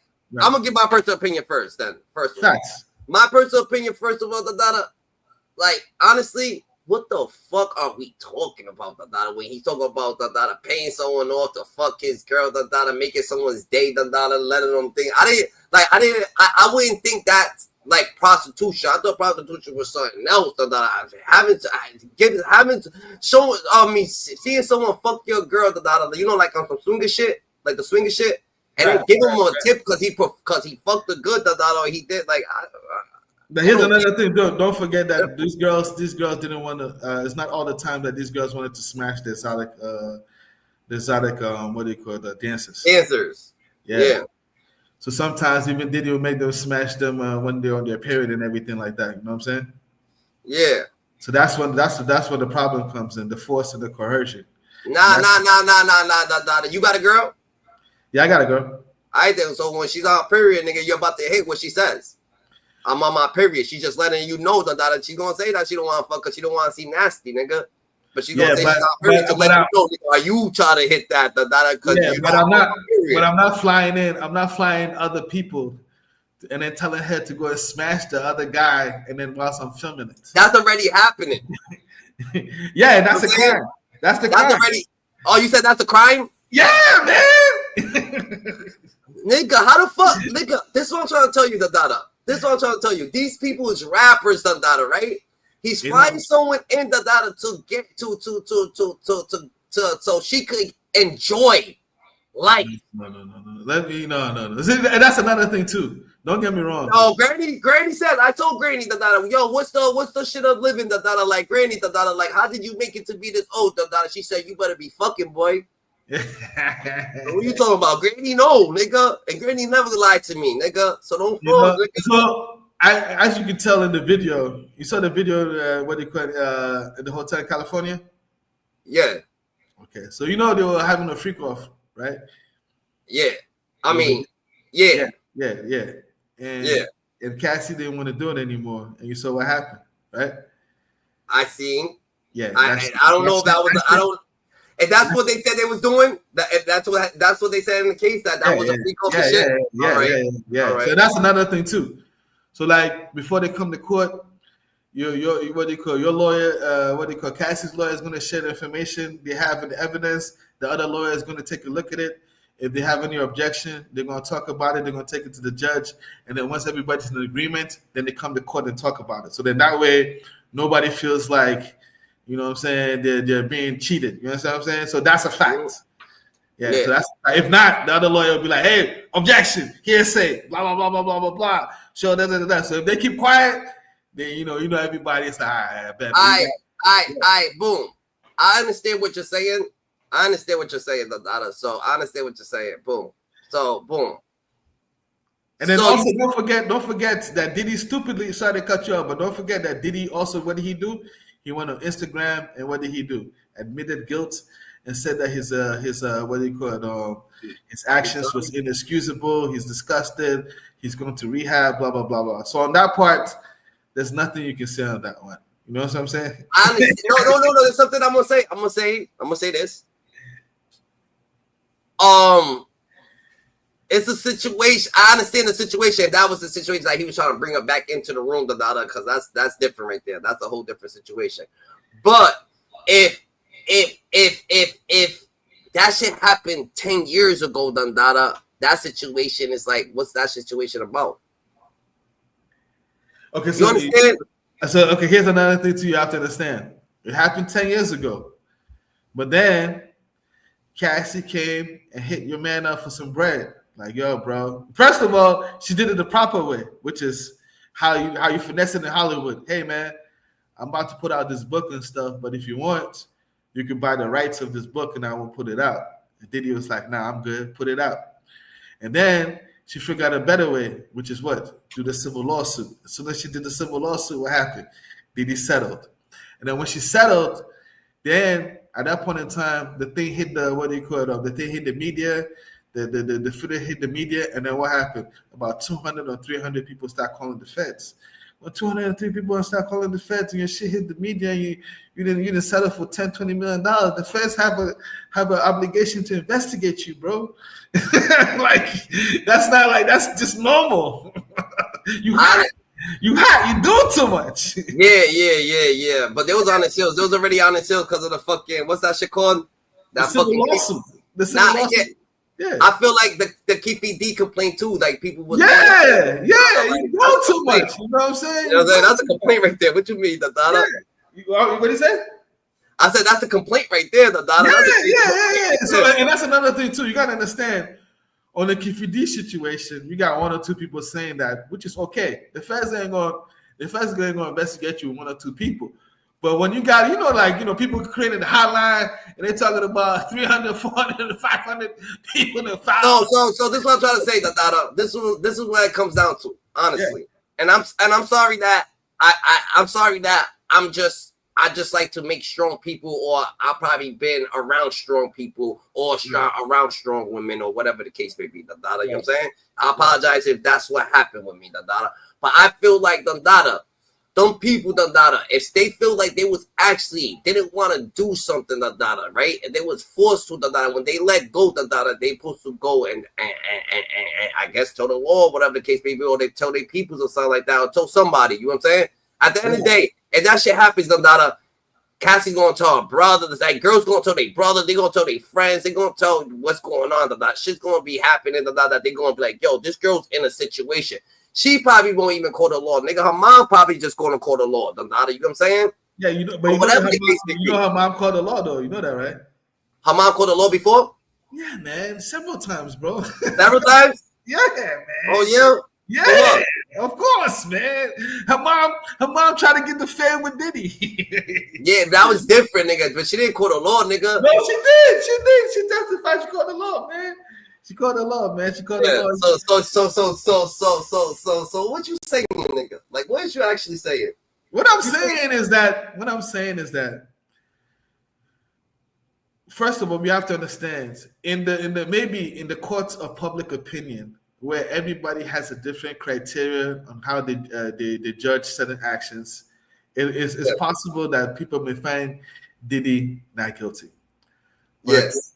In America, under the laws of America, it's not. Listen, let me tell you something. You know, listen, the feds are being so nice to Diddy. You know that the guns that they found at his house that was defaced, you know that's automatically 15 years. They let that one go. They let that one go. They're like, I bet. We found it in your closet.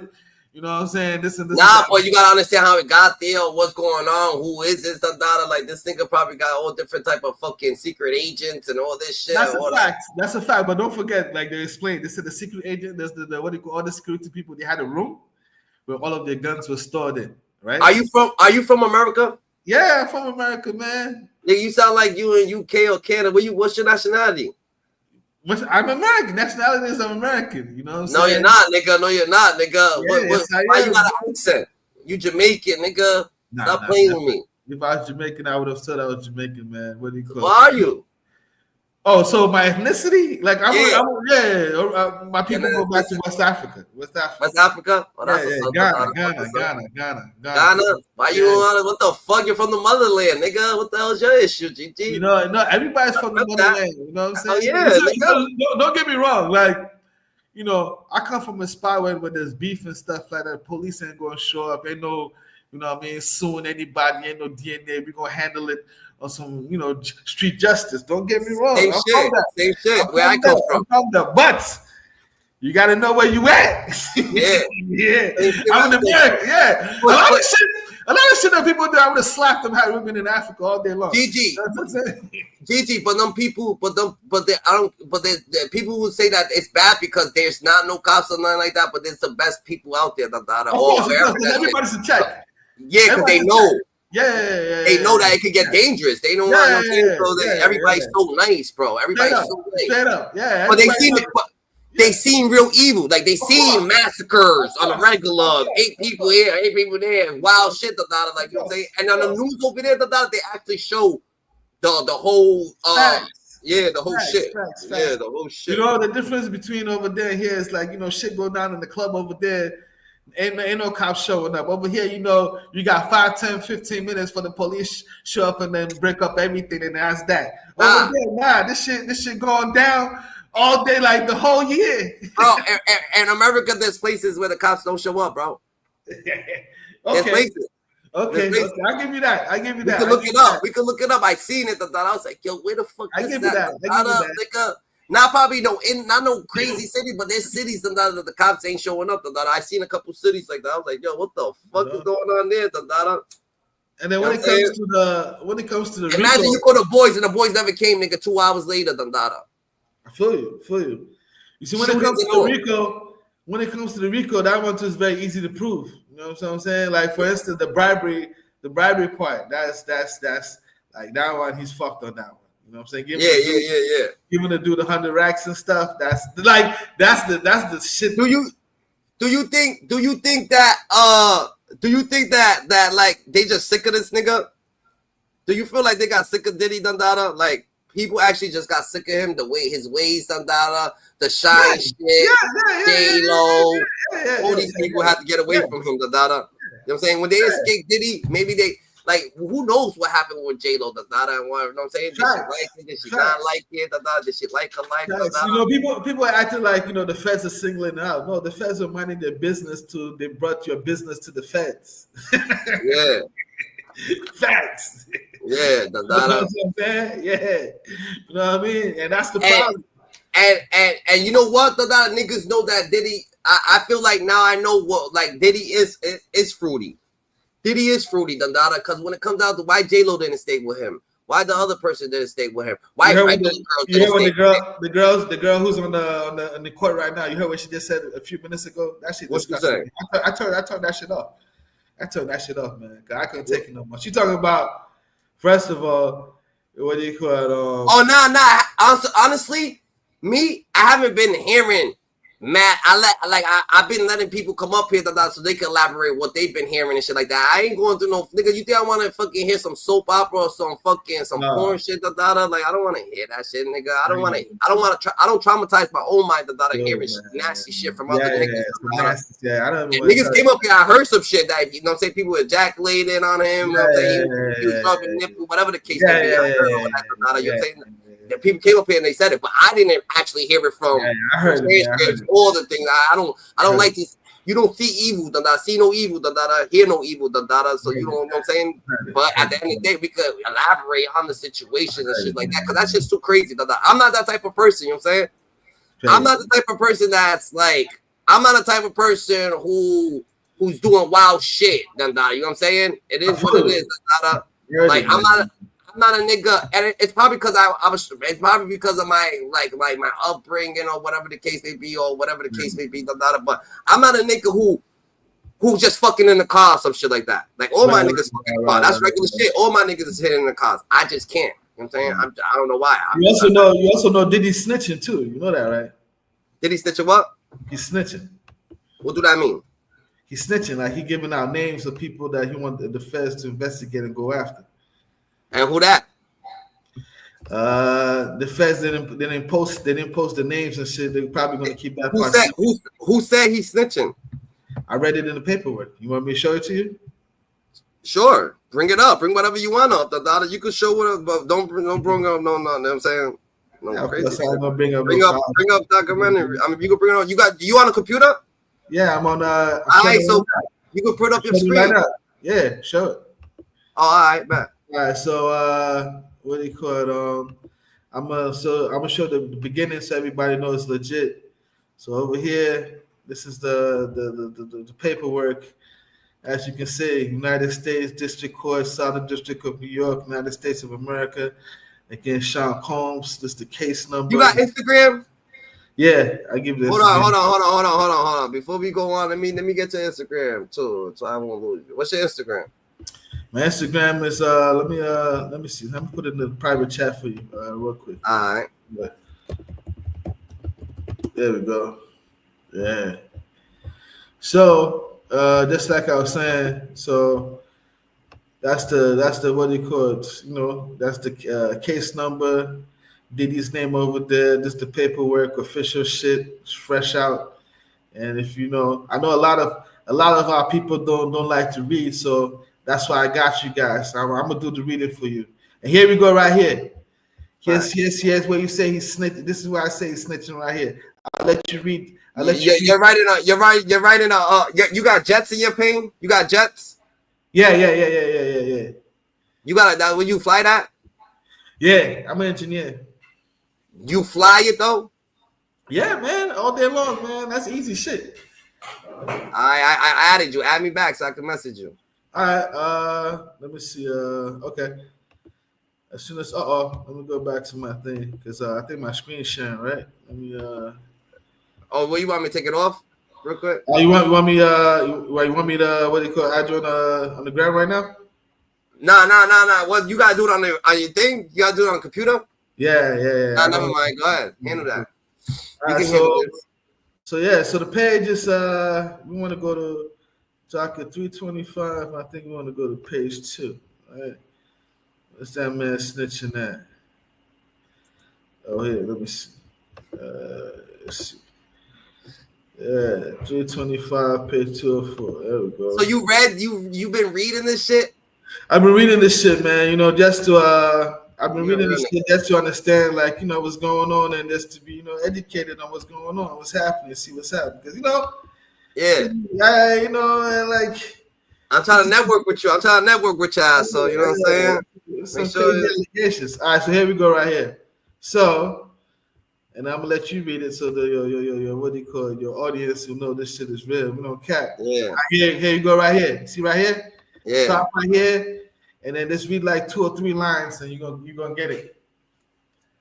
I thought you was gonna read it for us, nigga. I thought you got me doing here we the go. Okay, here we go. No, I mean, like I said, I didn't want it to be biased. This is you, nigga. This is you, nigga. You will write it. Go ahead. You can see my screen? I see it, nigga. We good. Combs does.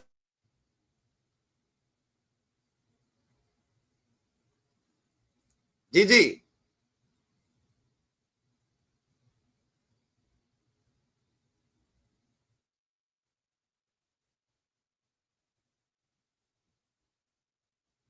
Combs doesn't have evidence of either discriminatory effects or discriminatory intent based on his race or discriminatory effects. Combs offer up several examples of the prominent individuals whom Combs believe may have violated 2421 and were not prosecuted. Combs says race is the reason he was prosecuted, and they were not. The government responds by pointing on these the border patterns of allegedly racketeering activity. Yeah, the data where you go, the data what you want. Oh, he probably hit you. He'll come back. My boy come back to that easy. We don't know. Nah, but it ain't me because it says Jane, not John. So it is a woman. This is a woman. Why, Ernie? We did that. I was Bert. When did you meet him? On a girls' trip to Miami, 2020. He was dating my friend. Ooh, that's T. That's T. That's T. That's T. So Diddy date your friend, and you look at Diddy like, I'm about to take this nigga from my friend. Typical girl stuff. It's typical girl shit. Chat, what we rocking with? He was really funny and nice. We went on a yacht partying. He gave me cell phone number. Did you see drugs on that first night? One of my friends said she wanted drugs, I guess. I don't want you to guess. Where did you go? I went to the studio in 2-Star Island. A man pulled out some pink powder. Holy. My girlfriend was upset. She thought I was getting with Sean, so we left abruptly. So her girl thought, wait, Diddy's my nigga. Why are you trying to, bitch, you here's my boy. My G, man. I think my thing went off. Let me me share my screen real Nigga, quick. they're not fucking with you. Then you already got these niggas on your heels, nigga. You want to keep playing the data? Oh man, it's the facts, man. It's the facts. You know what I mean? So here we go right here, man. My guy, here we go right here. If they ever, you know what I'm saying? If they ever don't say try to put you in the trunk, the data, just make sure you tell them the data, hit up IROC. You know what I'm saying? I got your back. You heard? Word. I got your back, nigga. No Drake, no Diddy, nigga, no Jay-Z, nigga. You know what I'm saying? We Cat Williams for president, nigga. You heard? Facts. Okay, you see right here? Yeah, go ahead. You see my screen? Yeah, I see it. Okay. So just to make a look, just to give everybody context, on this particular case, Diddy filed a lawsuit against the government, and he told the judge that he feels like the government is singling him out just because he's a black prominent man. And the judge actually responds to him, and he goes like, yo, man, the way you're presenting the information is the wrong way. But if you really want to prove that they're singling out, you got to come back and present the information in this way. So it's actually something that, you know, a lot of people should take a look at just to learn for yourself. But here goes the juice right here. So it says, and I'm going to highlight it as we go on the part that I want you guys to see, just right here. So it says, Combs doesn't have evidence of either discriminatory effect or discriminatory intent based on his race. On discriminatory intent, Combs offers up, here we go right here, Combs offers up several examples of prominent individuals who Combs believes may have violated Statute 2421 and were not prosecuted. The Statute 2421 is the sex trafficking and the prostitution, all that stuff. Combs says race is the reason why he was prosecuted and they were not. The government responds by pointing out that these individuals aren't similarly situated to Combs, given the sex trafficking allegations against him and the broader part of alleged racketeering activity by Combs. So right there and then, as you can see, he gave up the names of prominent people. If you go white people. Yes, white people, and then white people. He gave up the prominent names of white people. Yeah, white people. You know what I'm saying? And then the government actually gives examples of a bunch of black people and white people that they just arrested and shit. They were like, yo, bro, you didn't know we were. In fact, I'll show you right there. They were like, yo, man. So he's making this a black and white thing. Yeah. See right here. See, including Peter Nagnan, Ghislaine Maxwell, Ephraim, blah blah blah blah blah, all these people and stuff like that. And here's the what do you call it? The main here's the main part of the article what it talks about. Like I was telling you. Defendant Sean Combs has moved to dismiss counts 3 and 5 of the superseding indictment, which charged him with violating blah blah blah blah blah, transporting victim 1, victim 2, and commercial sex workers in interstate and foreign commerce with the intent that they engage in prostitution. Combs argues that these counts should be dismissed because they reflect a clear case of selective prosecution and that he was indigenously deployed against a prominent black man. Combs' motion is denied, and then they give their opinion. So then that's how the judge has to give the opinion why he was denied and then prove it by case law and then tell him how to do it the right way. So like Diddy was a hard guy and stuff like that. He just told his lawyers like, yo, it's like you do an exam and you get the shit, you get 75 or 85%, but then the professor tell you like, yo, this is how you should have done it. All you gotta do is correct that shit and go back. Yeah, facts. So do you feel like this was just his lawyers just put this up just to, you know what I'm saying, just to coerce something about, to make something up because they didn't have nothing else to say, so they just making a black and white thing? Because yeah. And then also, as you can see on this one and stuff, like they just dude. And what was this? This was in the beginning. This was this was last week. This was what 509. Oh, this last week. 509. Or maybe it doesn't matter when it comes down to a case. Maybe if you find holes in certain things, maybe if that's what it is, that's what it is. They shouldn't be. So that's another thing that people don't understand. Like every day, this is actually where the war is fought. Every day they come and file something, and then they come and tell the judge like, "Yo, man, this is that happened. We weren't really feeling that. You gotta do this. You gotta do that. You gotta do this. You gotta do that." Like for instance, right here, this is the Jane girl. They're talking about this is the what do you call it? The lawyer for the Jane girl. You know what I mean? He's talking about, hey man, make sure her name doesn't get to the newspapers and blah blah blah blah blah blah blah, and then making sure that the judge is gonna hold it down. You know what I mean? Yeah, that her name don't go into the newspaper. Yeah. But here's something. And who's Jane Doe? Who is the Jane Doe? Is that 50 Cent's baby mom? I don't want to talk about it because the judge said anybody who talks about it can get in trouble. You know what I'm saying? Yeah. But if you put two and two together, you know, it's not hard to find out. You know what I'm saying? And you know, I'll give you one part that I think people find very, very interesting that I didn't know, and I thought was very, very crazy. Let me see, what's my notes again? What's my notes again?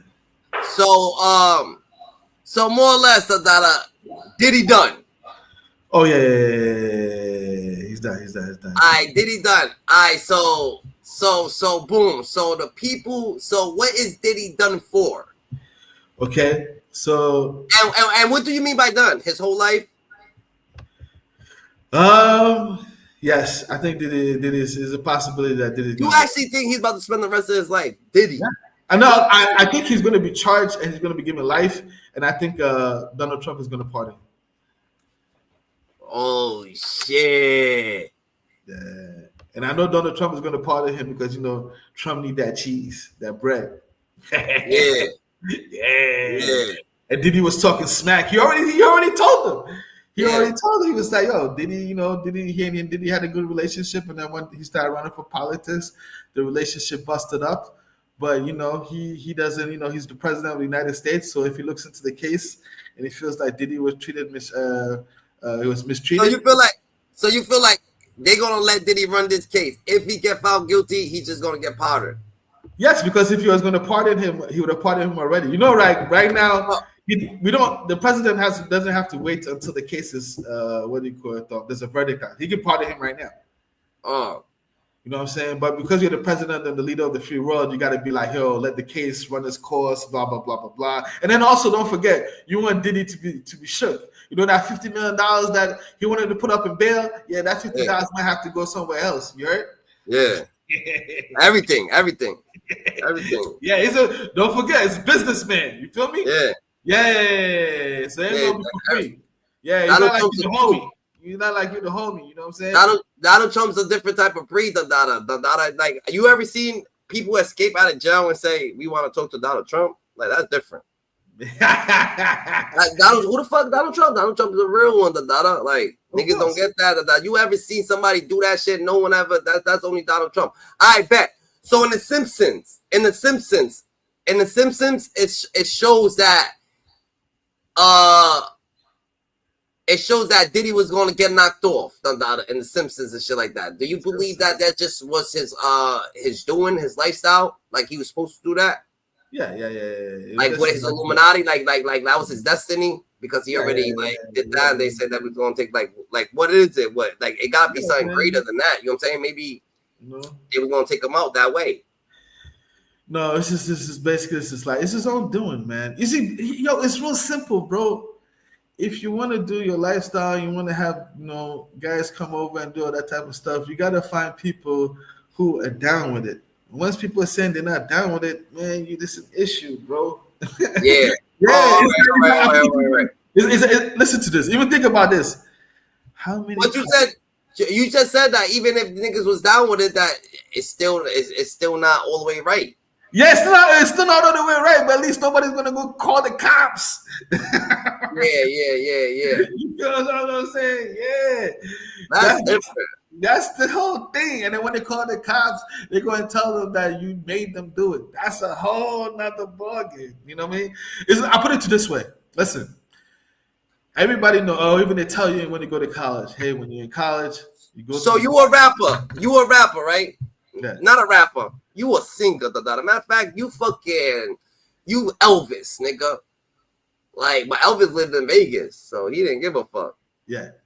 But at the end of the day, you a big rapper, so you always got girls around your crib, you let girls come to your crib, you have sexual contact, whatever the case may be. When they leave, you give them money, like, you have money, they broke, so you help them out. They good girls, you give them money, Yes. How is that illegal? If you helping a person. Okay, so you said I'm a rapper. Anything. You could be anything. You could just have money, you regularly just be having shorties come over and shit like that, you're smacking them and shit like that, you pay them, right? Yeah. You pay them so they can have money to pay their rent or buy a crib, buy a car. Maybe they need shit. Maybe the whole time that they was with you, they've been complaining about certain things in their life. It's just like situations or whatever the case may be. You help them out, How is that wrong, But I get what you're saying. You're saying that's not what Diddy was doing, though, right? Well, that's not wrong. That's not wrong until the girl says she feels like she was coercive or whatnot. That's not wrong. But don't forget. Okay. I get what you're saying now. I get it. Don't forget, Diddy wasn't just having those people coming over. He was having sex workers coming, prostitutes and shit. No, I'm saying you was having sex with the people coming over. You could have sex with them. He was having sex workers coming over. Yeah. You can't have the sex workers come over and then pay them. And then also, don't forget, here's another number one rule too. At the end of the day, every time you see money exchanges hands and stuff like that, you know the feds need their cut. So when you have all these people coming through and you're paying all the money and stuff like that, what's all the taxes and all of that and all the money laundering, you know the feds don't like that. You know, he's rich. He's rich by any means, Even if it was, he could be taking that shit out of his bank account. It doesn't matter. He's rich by any means, Oh, here's another problem too. Also, you gotta understand. He wasn't taking money out of his bank account to pay for these things. He was taking money out of the business bank account. Yeah. So that's why his business is also associated with it.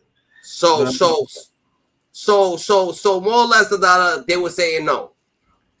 Yeah, they wasn't okay with it. That's what it is. Yeah, they weren't okay with it. Nobody's okay with it. The girl who's on the stand right now, they showed text messages and everything where she told him, Would you be okay with it? All right, boom. If you a girl that been getting smutted out, or even a girl that right, you've been on the low, you've been at the strip club, would you be okay? Will you be okay with it, Will you be okay to say that you okay with it, when people's asking you that? Of course they're gonna say they wasn't okay with it. Okay with what? They're probably still doing it now. If they're okay with them smashing, they said they're not. Look at girls say that shit. Boom, these girls, right? Girls be working for dudes, whatever the case may be, right? They get caught. They say they're not okay with it. They wasn't okay with it, But guess what? The dude gets knocked off. But guess what? Them girls go back to doing, Well, another dude, they're gonna do the same shit. Right. So if they wasn't okay with it, are they really not okay with it, or they just fucking trying to wiggle themselves out of the situation? So let me explain something to you. When you're at Diddy's level, Diddy's stupid. Yes, Diddy's stupid. It's like I'll give you an example. Zion Williamson, the Zion Williamson guy. How can you have a porn star come out and then say you raped her? The problem that don't even make sense. Exactly. But you're messing with a porn star, so you should know she's going to try and get money from you. So what you're supposed to do is you're supposed to make sure you get your lawyers involved. You have some paperwork saying that she consents to all this kind of sexual blah, blah, blah, blah, blah. You got to treat this shit for real. When you're just like us, it's cool. But when you got like about $300, $400, $500 million, it's not cool. Facts. It comes with a responsibility. You understand what I'm saying? I definitely be on my P's and Q's and all that shit, because people do anything, they'll do anything for some money. And that's what happened with Tupac. You know what I'm saying? Yeah, exactly. The girl was down and she was giving Tupac fellatio and some everything like that in the club and stuff like that. But that doesn't mean that the homies can come through and smash. And nigga, that was a setup. They made it. They made that situation happen. Why you think? Who made the situation happen? Haitian. Yeah, that's what I'm saying. So he put himself in that situation. No, he knew the shorty. They just ran the play on Tupac. Like the girl went there for that. Yes. And then she knew that he was going right? And then he left the room, right? But they had beef, so they was gonna knock him off for that. Okay. Wow. You know what I'm saying? Well, he got convicted. That's yeah, and the other niggas didn't. You know what I'm saying? Yeah, that's the problem. That's the problem with all that stuff. So you gotta, so the people learn. That's the big thing. We learn history. We learn history. Yeah, go ahead. Hold on. For a nigga like Diddy, he should have been like more or less like, bro, you're like do it with people who want to do it though. You can't find somebody who wants to be like that with you, Dada. Like it ain't nothing, Dada. You know what I'm saying? As soon as they start writing, you should have already known. As soon as they start writing, like, yo, I don't want to do this, they should have already known that. You should have seen it coming. You should have already seen it coming. I mean, but when you're on the drugs and you're doing too much and you think you're above the law, then you start. It's not above the law, Dada. You just think you're above people, individually people, Dada. So you start taking advantage of people, then you start slipping up, Dada. You know what I'm saying? Yeah. It's like the Shannon Sharp situation, Dada, right? And Shannon Sharp, Dada, is role playing, and this is for example, like if Shannon Sharp was role playing, which is not everything with Shannon Sharp is straight, Dada, whatever the case may be. You know what I'm saying? But Shannon Sharp was role playing or whatever the case may be, and he actually took the role playing and went and fucking and actually got a little delusional and started doing that to other people for real. But which he's not. But you know what I'm saying? That's what it is, Dada. You know what I'm saying? Here's another thing too. It's okay, and then you just start taking advantage because you've been doing it for so long. And then here's another thing too. If you're Shannon Sharp and you know you're what do you call it? Your elite commentator for ESPN, and you have $100 million contract coming in, you need to have some paperwork or something to suggest that this girl has given consent for the role playing, because you never want a situation where it's he say, she say. As soon as that shit happens, you're fucked. He say, she say shit. That's how you gotta stay away, Dada. Yes. Stay away, Dada. I give an example. Even to the layman's, even to like the everyday person. When you're in college or you're even What's the lane? When I say lame person, I'm talking about everyday person. You know, I'm not like necessarily saying lame, and like trying to people. Yeah. So like a boring life's a long life. This is the average person. Let's just say the average normal dude. The average normal dude knows that if you go to a club or you go to a bar or you go to a party and you meet a chick and she's wasted and you take her to the crib and you smash her. If you smash her and she wakes up in the morning and she sees you and everything is cool, everything is cool. If you smash her and she wakes up and she starts screaming and says, "Who are you?" and she calls the police, you are fucked. So it's a 50-50 chance of doing I ain't smashing. I ain't never smashed no wasted girl. Exactly. So, and that's just for the average person. So No. And I had chances. You know how you like? I have friends that we was drinking, we got drunk, but I think I hate that. I'm good with that shit. I'm good with like a girl being drunk or you two drunk. Like, come on, like get the fuck out of here. Under the law, being impaired, any drugs or drinks that you drink that affects your judgment under the law means that you can't consent to sexual activity. That's why a lot of guys and stuff like that in jail, just because the girl woke up and said, "Hey man, I was drunk. I don't remember this guy. He took me to the house." Boom, there you go. That's a random girl. I'm talking about like maybe a girl that you actually know, you're chilling, you start drinking with them and shit like that. Yeah, but a girl that nigga, I wouldn't fucking go home with a drunk girl, nigga. What the fuck? I ain't bringing a drunk girl to my crib, nigga. Drunk is crazy. Like wavy, like crazy wavy. What's drunk to you? Like what can you say drunk, Dada? Like you know what I'm saying?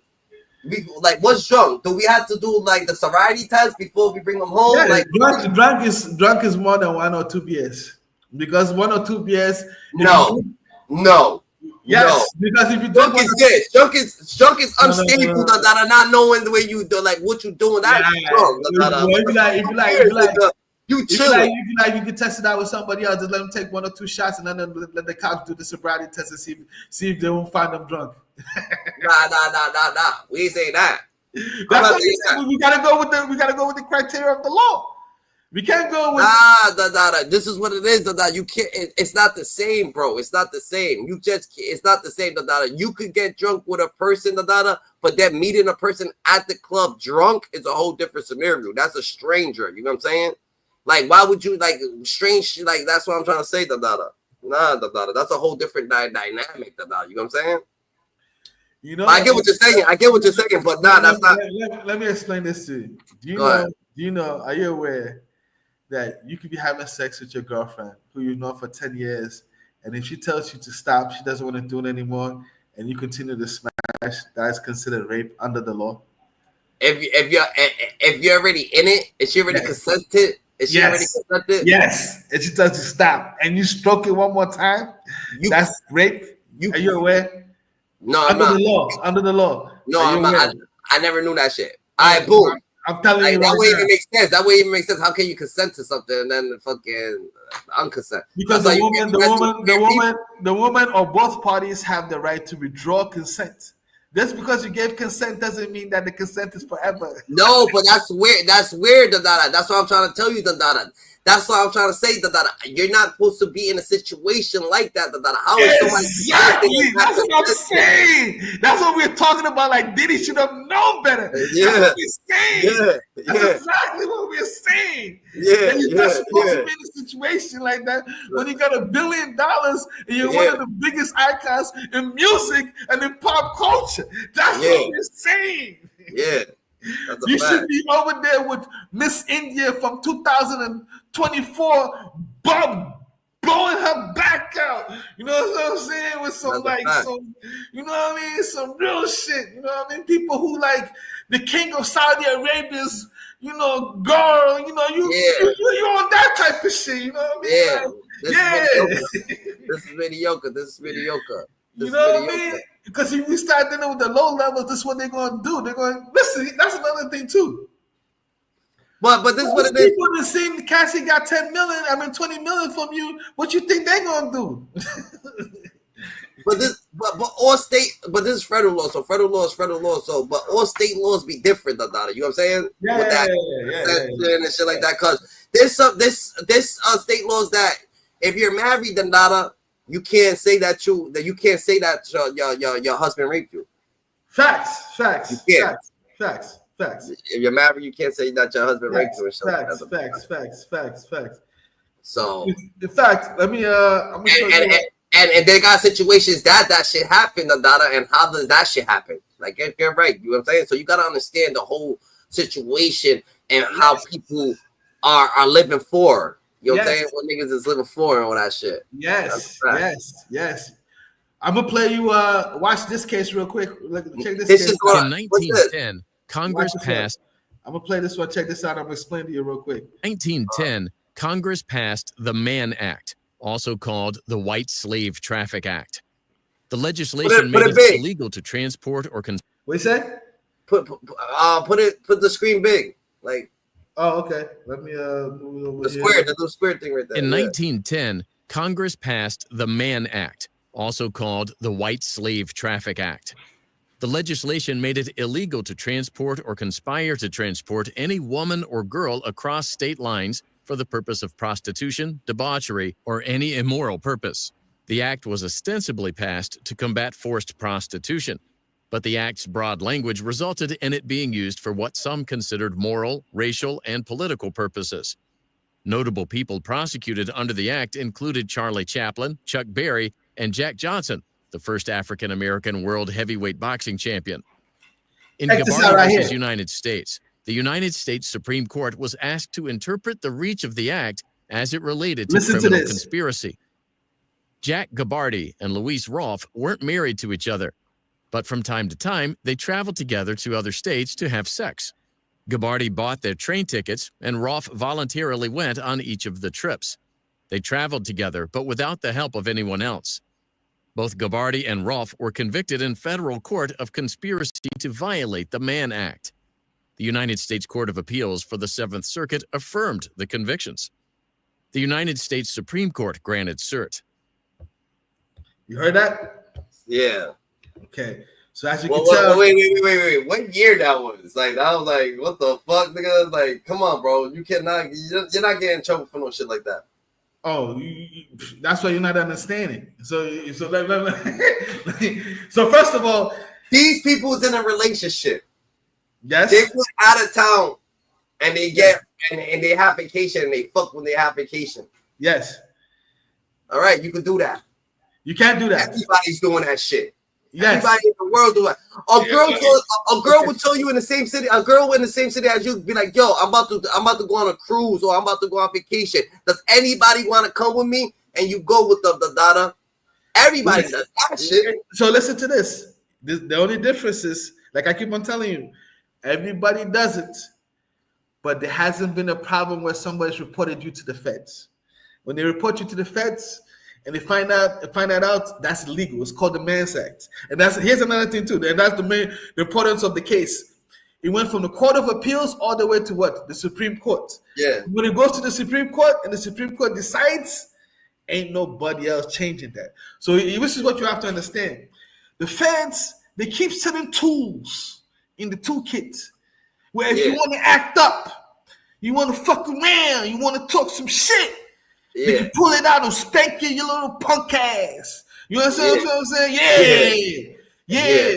And it's been going on since this law was passed in 1910. And like the guy told you, this is the law that they used to catch who? Jack Johnson. People don't know who Jack Johnson is, but the guys explained who Jack Johnson is. Jack Johnson. Who is Jack Johnson? Jack Johnson was the first African-American heavyweight champion of the world. Jack Johnson was the first person to be popping. He's the first person. He's the first one. So they made that law. They made that law so they could. They made that law. This is how cold the game is, and I'm gonna play that video for you. John Johnson, he had so much bread in 1910. Did he think he balling? John Johnson was doing the most. So he had one chick. He had one white girl and shit like that he would take on the train. They'll go from train to train, from state to state, and smashing them in the train. So they passed that law in 1910. So as soon as he and his wife went to another state to smash, they went over there, they picked him and put that man in jail. They passed the law for him. They passed the. I'm gonna play the video so everybody can tell. They passed the law for him. But like, here's the thing you gotta understand: we are taught history. Not because it's fun. It's a dirty game, Dada. It's a dirty game. Exactly. And you know what it is?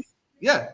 They make people they make people, right? And they make people bigger than what they perceive them to be, Dada. So when these niggas don't even know what kind of power they got, Dada. They're not understanding the type of power they got. They just sitting there, Dada, living their life. You know what I'm saying? But they big time people, Dada. They got, you know what I'm saying? But at the end of the day, these people understand what they're doing. So it's a bunch of these people over here, Dada. It's only you, Dada, going up. If you're not even understand, Dada, that niggas on your heels, Dada, for shit that you just having fun for. Check this out. That's what they hit R. Kelly with, the Man's Act. Yep, check this out. That's Jack Johnson right there. They're going to give you the whole thing. Unable to defeat Jack Johnson in the ring, some set out to defeat Jack Johnson by any means necessary. Part 2.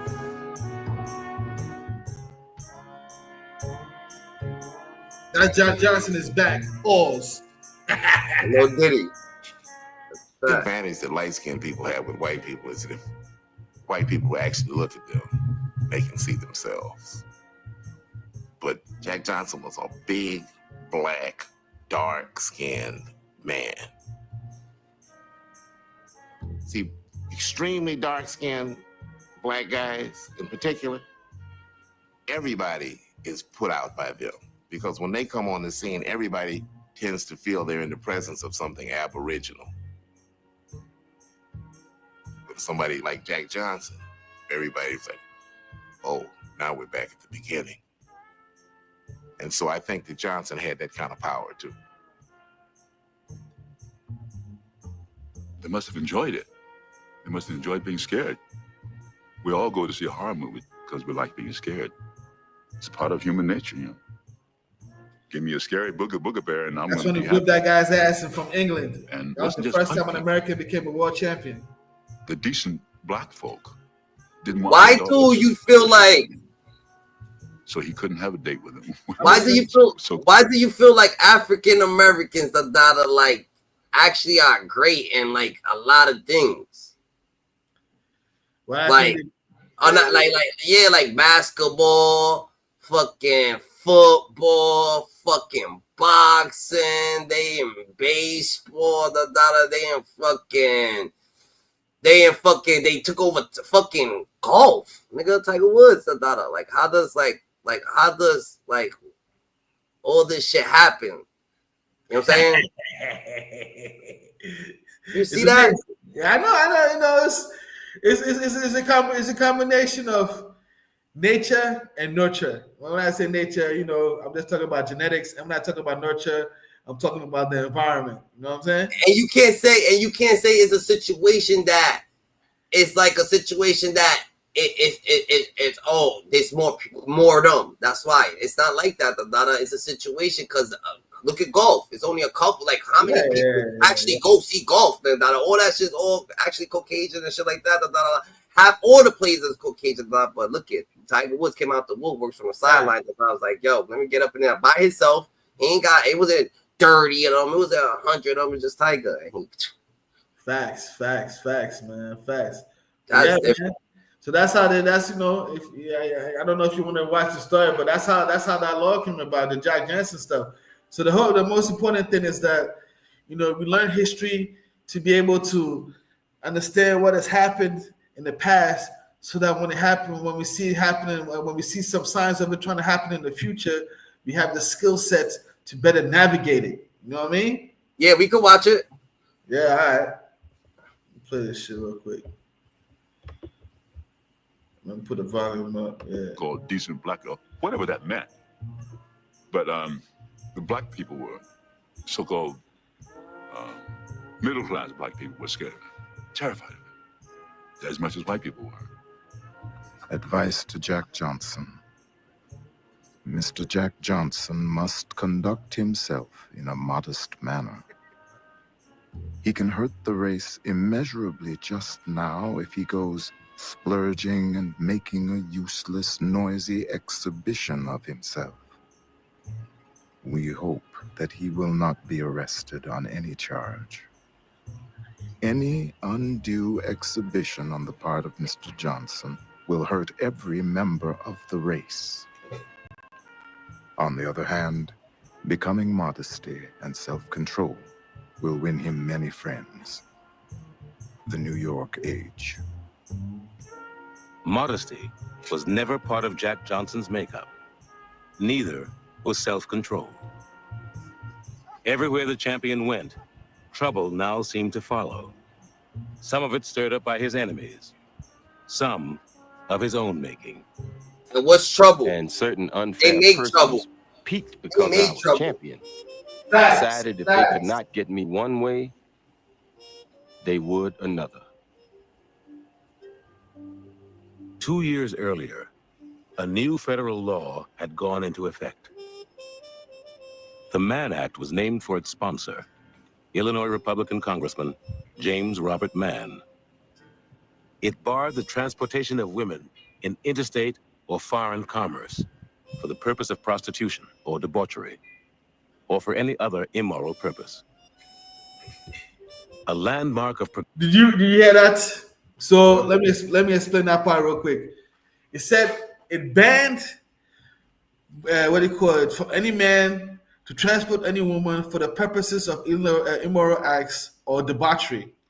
When you look up debauchery, you know what debauchery means. Debauchery means you're balling out of control, you're having too much fun, and you're doing too much.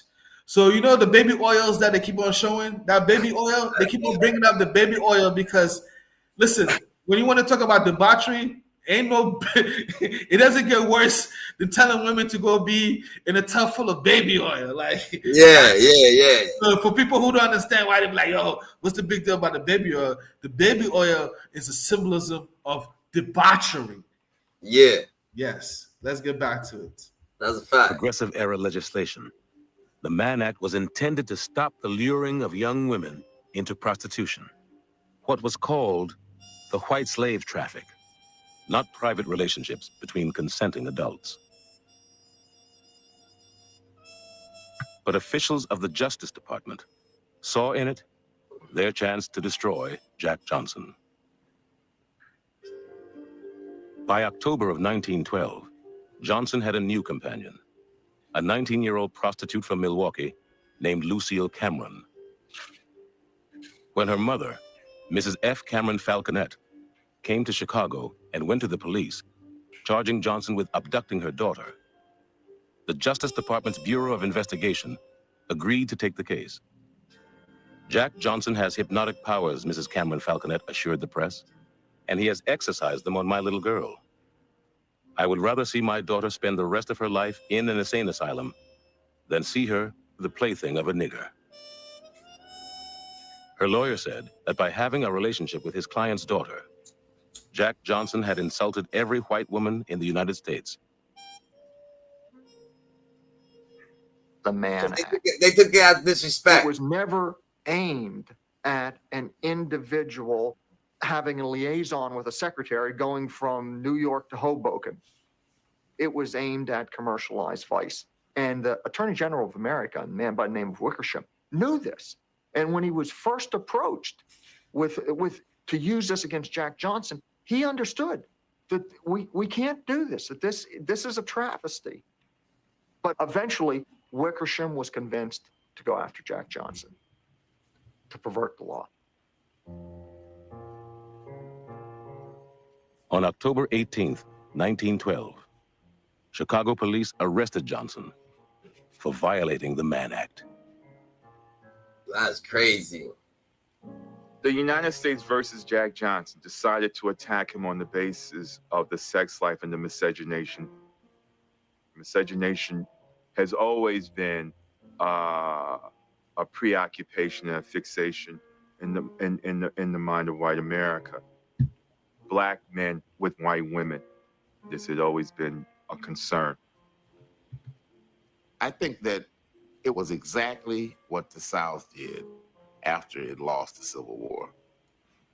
It lost the shooting war, but eventually it won the policy war and was able to keep the Constitution from functioning below the Mason-Dixon line. So this is a variation on the way that the South won after it lost. That's exactly what happened with Jack Johnson. We can't find anybody to beat him, so we'll just do what we've done before, which is just turn the law against him. Johnson was... Yeah, so they actually showing you what they made laws for, That's different. Oh yeah, the history. That's what I'm saying. The history is all there. The history is all there. And so, if you're somebody like Diddy, and you had the first time, you got into the level of a Jack Johnson doing all the baller stuff and everything like that. The first thing you got to do is, okay, who are the dudes who came before me? What did they do, and what are the mistakes that they did? And let me try and figure it out how I can try and navigate the system. You know something very ironic. One time I saw a Diddy video, and Diddy was going into his office.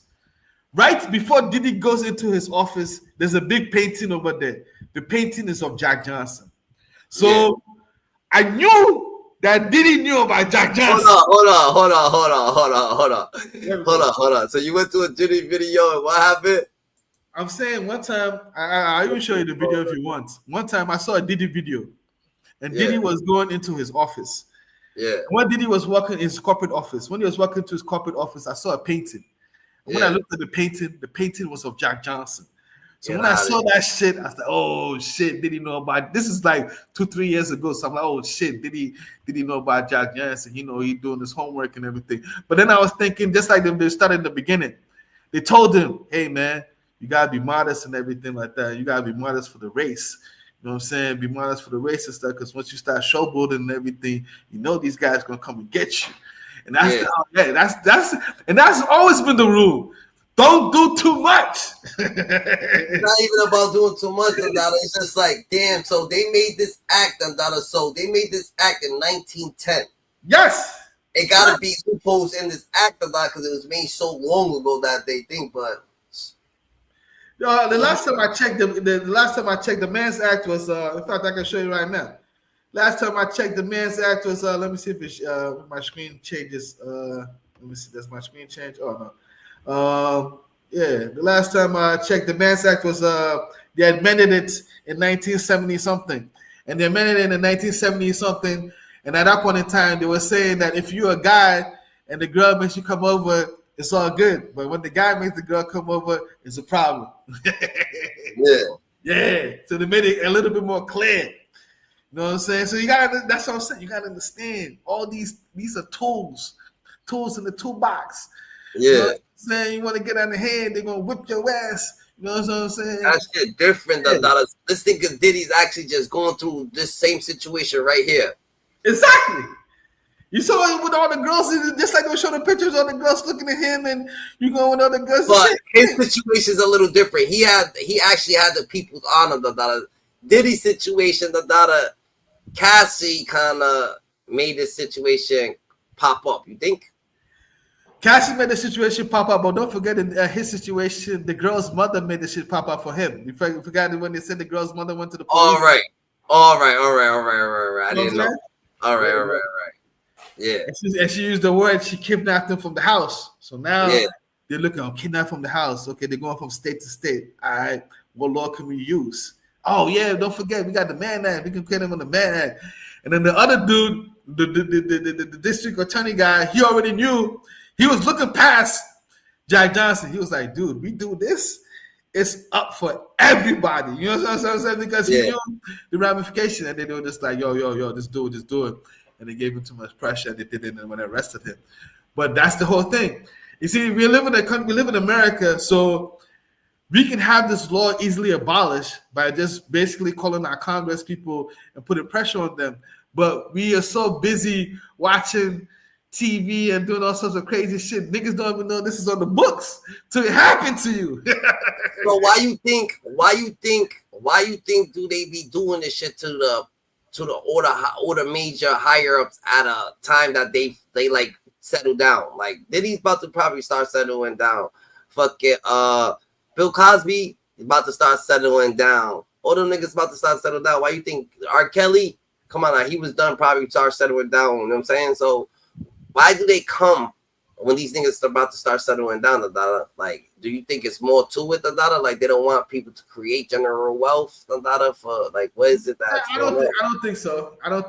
I think it's just a coincidence that as soon as these people start settling down and they start having a lot more time on their hands, is when they start doing more stupid shit. And when they start doing more stupid shit, is when the people call the feds, and that's when the feds come and they have enough. But the R. Kelly situation is from back in the day shit. You know what I'm saying?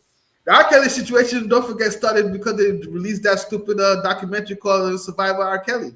Everything was good until that documentary came out, right? Yeah. Yeah.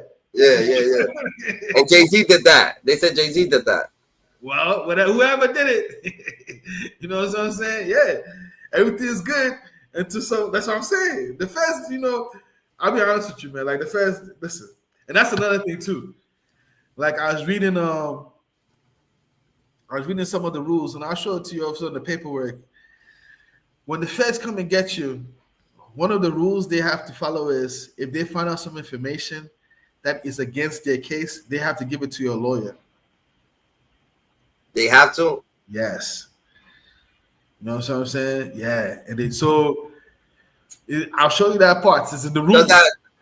So you're so I don't know. You're so fucking like thinking like there's laws and you thinking like I don't know what you're thinking, but you feel like the government's gonna be 100% with you.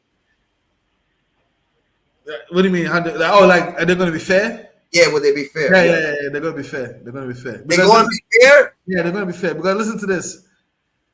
Don't forget, there's so many different components and stuff like that of the government. So don't forget, in every situation, you're always gonna have some people who are gonna be like, you know what I'm saying, trying to like fuck you over. But there's always gonna be a few people who are gonna be like, nah, this dude deserves what they call a fair trial. And it balances out more than anywhere else in the world. You know what I'm saying? Yeah. What if so but you say sometimes it gets like that, but not a Yeah. Sometimes it can get sometimes depending on I'll give it to you this way. In this situation, the what do you call the case depends on 12 New Yorkers. Yeah. The government can't do nothing. Yeah. You feel me? 12 random New Yorkers. Yeah, 12 random New Yorkers. All the government could do is do what? Come give your case, and that's that. You can't force the jurors. They're not like going to drug the jurors and then put something in your head and be like, "Yo, vote for this." So so right now, what's the percentage? Right now, so I'm looking at it just based on the facts. Yeah. We got one guy who's on the juror who's a professor in neuroscience and molecular biology. We got one juror who's a correctional officer. We got one juror who's a massage therapist. We got one juror who works in the deli. We got one juror who's a physician assistant. Yeah. When you look at everybody's background, most of these people are in their 40s and their 50s. And we also got one, juror who's an investment banker. And to me, you know what I'm saying? Again, I don't know these people and everything like that. I'm just looking up their profiles and the information that the feds and Diddy's lawyers shared. It seems that as if these people, based on the way they live their life and they're based on their profession, they go off facts. You know what I'm saying? The investment analyst, the professor, even the correctional officer, because the correctional officer, you know how it go. You know what I'm saying? Hey, we riding you up. Hey, we saw you in the tank. Blah, blah, blah. Hey, man, I told you to stand up. This and that. So even them, at some point in time, they have to believe in some kind of authority and rule of law. But then also, don't forget, they also know the system where some people could be found innocent. You know what I'm saying? Yeah. Yeah, so that's why, you know. And here's another funny thing, too. When they go on with the jury, the government picks one, Diddy's team pick one. You pick one, I pick one. You pick one, I pick one. And then at the end of it, you could be like, nah, I'm not feeling this one. You gotta change this one. And then the Diddy's team also gets you to pick one that you gotta change. So everybody gets to call. It's a fair pick. Yeah. You know what I mean? And so, you know, when I look at that, but then also don't forget too, I'm also hearing from the content creators who actually go into the court case, and they're saying that, you know, when they're giving some of the testimonies and stuff, they're seeing the facial expressions of the jurors, and they're seeing that some of the jurors are fucking with Diddy. Yeah. It's already a wrap. Yeah, you know what I mean? So, you know, based on that, you know, but here's ultimately, you know what I found out? I found out that they give the jurors instructions. So they'll be like, listen, when it comes, I'll give you an example. Let's say when it comes to the arson case, which is when they try to blow up Kid Cudi's car. And they're gonna tell them that here are the rules that you need to make a decision. To prove arson, you need physical evidence, you need witness testimony, you need expert testimony, and you need circumstantial evidence. So based on that, the physical evidence would just be what? Just be the pictures and then seeing the car over there. The witness testimony will be the arson, officer from the LAPD, and then the other police officer who came over there and said when they pulled up, they saw a Cadillac Escalade, and when they ran the plates were registered to Bad Boy Records. And then the other testimony will be Capricorn Clark, who's Diddy's personal assistant, the girl who said that Diddy took her from the house with a gun, forced her to go to Kid Cudi's house, and she saw him and the security guard go inside of Kid Cudi's house. You know what I'm saying? So that would be witness testimony, and then circumstantial evidence would be the fact that Cassie told the police that Diddy threatened her that he was gonna blow up Cudi's car. You know what I'm saying? So then under normal circumstances, the everyday American would be like, but where's the DNA evidence? Where's the video camera footage to see Diddy? No. That's not how it go. It go with what I just told you, the elements I just gave you. Witness testimony, circumstantial evidence. You actually think he did that? Of course he did that, man. Well, first of all, imagine this. Like I said, your right hand, in this case, right hand woman. You know, she said, "Yo, you came and got her from the crib with the gun. Told her that you guys were gonna go kill Cudi, and then you took over there. You went inside the crib. Cudi came over. Cudi said she called on the phone. He went over there to his crib. He saw Diddy over there. Diddy them chased him with the car and shit like that. And then the police officer came over there and said, "So Diddy's car over there." That's circumstantial evidence right there. What were you doing there? Yeah. You know what I'm saying? What were you doing over there? You know what I mean? Now, in Diddy's defense, they were saying that, but when they tested the bottle, the Molotov bottle, the bottle that they lit on fire, it came back as a girl, so it wasn't Diddy.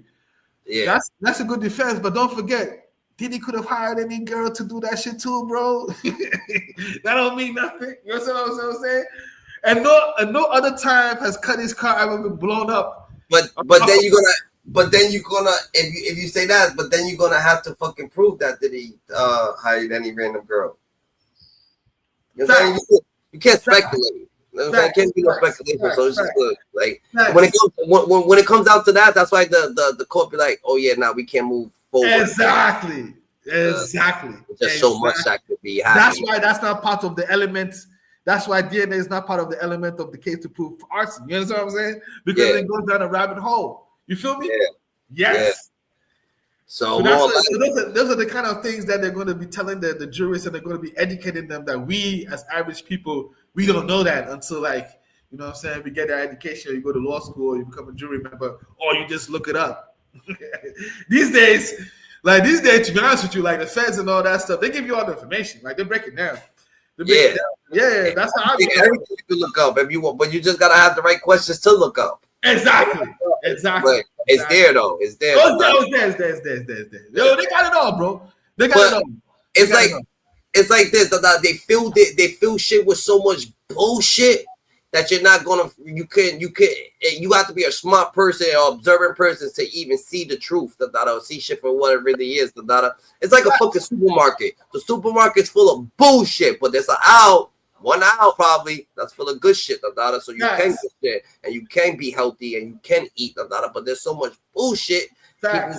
People don't know what to do. People ain't taking their time. And fucking going down every motherfucking aisle just to pick out one item for each aisle. I mean, I do, but not everybody, you know what I'm saying, doing that. Facts. Damn, so you gotta pick out the good information, but damn, there's so much fucking bad information. So we're gonna see. My father once told me, "Yeah, ignorance is your food," and I thought about that for a while, and then I understood what he was saying. Because I always used to ask him, like, yo, Dad, how come they don't know this? How come they don't know that? How come they didn't do this? And that's why he said, your ignorance is your food. It's just like a plumber. Yeah, how come people don't go, call the mechanic and say, how come people can't fix their cars? How come people can't braid their hair? How come people can learn how to do karate or jiu-jitsu and stuff? Their ignorance is your food. They can't know everything. You got to know that stuff, and that's how you capitalize, and that's how you make your cheese and your bread, and how make things happen. You know what I'm saying? I was over here, I was over here, and I was at this job and shit like that. You know what I'm saying? Whatever the case may be, So I'm over here making cakes, whatever the case may be, every Monday. I don't know why. I started before. I'm a regular nigga, whatever the case may be, But before I started working, I actually learned how to bake a cake or whatever the case may be. So I started baking cake, But when I went to work, I just see mad niggas just going there, hungry. Yeah, like, I'll be prepared, but I see everybody and I'll ask them, why the fuck you didn't bring no food, and they're like, I don't want to eat in front of these niggas, and they're younger, or maybe they older, whatever it may be, maybe they like a mom. So I'm just like, yo, so I started baking cake just on Mondays, You know what I'm saying? I'll bake it Sunday, bringing it on Monday, whatever the case may be. You know what I'm saying? Yeah. Be mad nice to people. Be mad nice. But niggas still got their face turned. Niggas still because of their life. So one day, I go near the dude, the plant manager, the dude that owns the spot, you know what I'm saying? He talks to me and shit like that. He fucks with me. So I'm like, yo, what's up with these people? Like, these people be acting like they don't like nothing. They don't like the world. They don't like me. They don't like shit. They're like, yo, they don't like me either. You see, people don't get what he was trying to say, but what he's actually trying to say, yo, I see what you're doing, like, this is your position right here, you on the same time as me, they don't like me either. Guess what? And this is where I'm at. I'm back. You know what I'm saying? But at the end of the day, it's like, how can you can't help everybody, You know what I'm saying? You can't make everybody drink water, but more or less, you could acknowledge people and like ignorance. You got to help people to be a little bit unignorant, either way, So it doesn't matter, you can't show them the same thing that they want you to show them. You just got to be firm, to be happy, to be you. You know what I'm saying? Because they just want you to show them they want you to show them what they actually doing, Like, there's all different types of ignorance, in the world, You grow up, you see You see ladies. Oh, look at my daughter. She knows how to twerk. She knows how to do this. Like, what the fuck are you talking about? Facts. Stop doing that. First of all, second of all, that's not even cool, Dandada. Like, what are you doing? What are you encouraging? So some people encourage the nonsense because they want their people to be just as wild as dumb or just as bad as dumb. And when you're not Dandada, guess what they do? They're not gonna like you. Family or not Dandada, they ain't gonna like you because they feel like you're better than them. They gonna feel like this nigga thinks he's better than us. He's not doing what we doing, so he's better than nigga. Everybody just don't think like that. We see what you're doing, Dandada. You could trick everybody else, and you could make everybody, thousands of people understand what you're doing. But niggas is not thinking like you. And guess what they gonna do, Dandada? They gonna ping shit on you. They gonna do shit on you because that's what they actually do. And you think about it, like, yo, why these niggas is pinging shit on people? Because that's what they actually do. That's what they actually want, Dandada. So if people is actually coming at this nigga, maybe the government, Dandada. Yeah, it's not supposed to be like that. Not the people who's working in the government, but maybe the people, the higher ups that own companies, the Diddys that no one knows about, you know what I'm saying? The ones, the dude that fucks with Russell Simmons, a daughter, you know what I'm saying? All these high billionaires do it's okay for them to do it, but Diddy can't do it. You know what I'm saying? Yeah. And you gotta listen. You gotta know how to play the game right too. I don't know if you ever heard of the CEO of Abercrombie and Fish. But look it, it's like you being from Egypt, Dandada, and you coming here, Dandada, you coming to America, nigga, you gonna fuck up, nigga, 1,000 times. They already been living the culture that the game that they sing in, Dandada, is already manipulated. So they make rules and laws that they already abiding by, Dandada, because it's in their culture to abide by, Dandada. So the law that they make, Dandada, is okay for them to abide by because it's in their culture to abide by. They're already used to it, so they naturally already used to that thing. The niggas got different culture, so it's different atmosphere, so they used to different things, Dandada, and they saying that that's illegal. You know what I'm saying? Yeah, but that's why you gotta learn your history, because when you're going to different places and stuff, you gotta know where you're going and you gotta do your homework so you can know how to move out there. You know what I'm saying?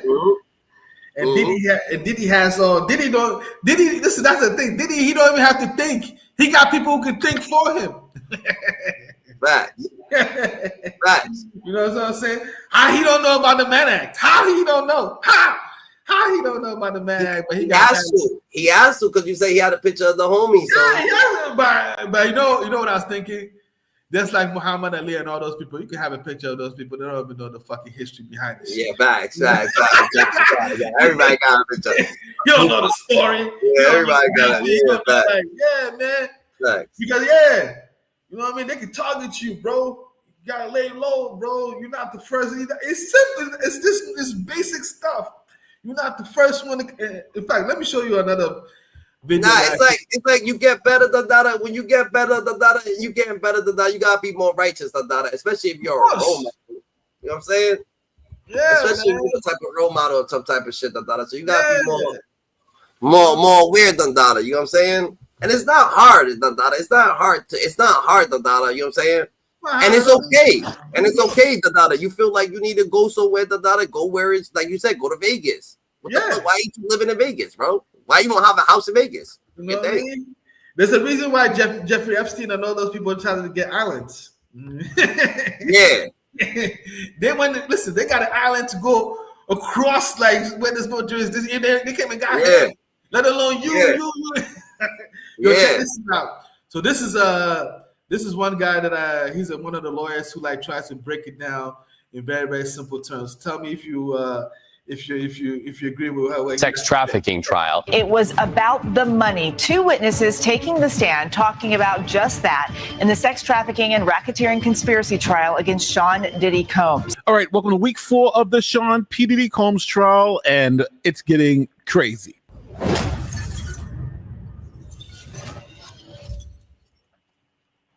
All right, welcome to my ongoing coverage of the Sean P. Diddy Combs racketeering trial. The term racketeering is a catch-all that describes all of the mob's illegal activities, from extortion and loan sharking to union infiltration and murder. But rather than tying these crimes to an individual mobster, RICO ties them to a corrupt organization, in this case, an organized crime family. If prosecutors can prove the head of this organization, the boss of the family, is aware of and sanctions the street-level crimes they'll finally have the ability to go after him. Now, as I said earlier, we are in week 4 of this trial, and it looks like P. Diddy is headed to a real conviction here. Now, because this is a law channel, I want to start with this chart. This chart lists the charges in the indictment that P. Diddy is facing. Those charges are kidnapping, arson, bribery, witness tampering, forced labor, sex trafficking, prostitution, and drug distribution. Now, as the indictment says, you have to prove that defendant P. Diddy agreed to conspire to commit 2 of... Yeah. Damn, nigga. That nigga's looking at kidnapping, arson, bribery, witness tapping, and forced labor, sex trafficking. So he needs to beat all them charges, Dandada. Yeah.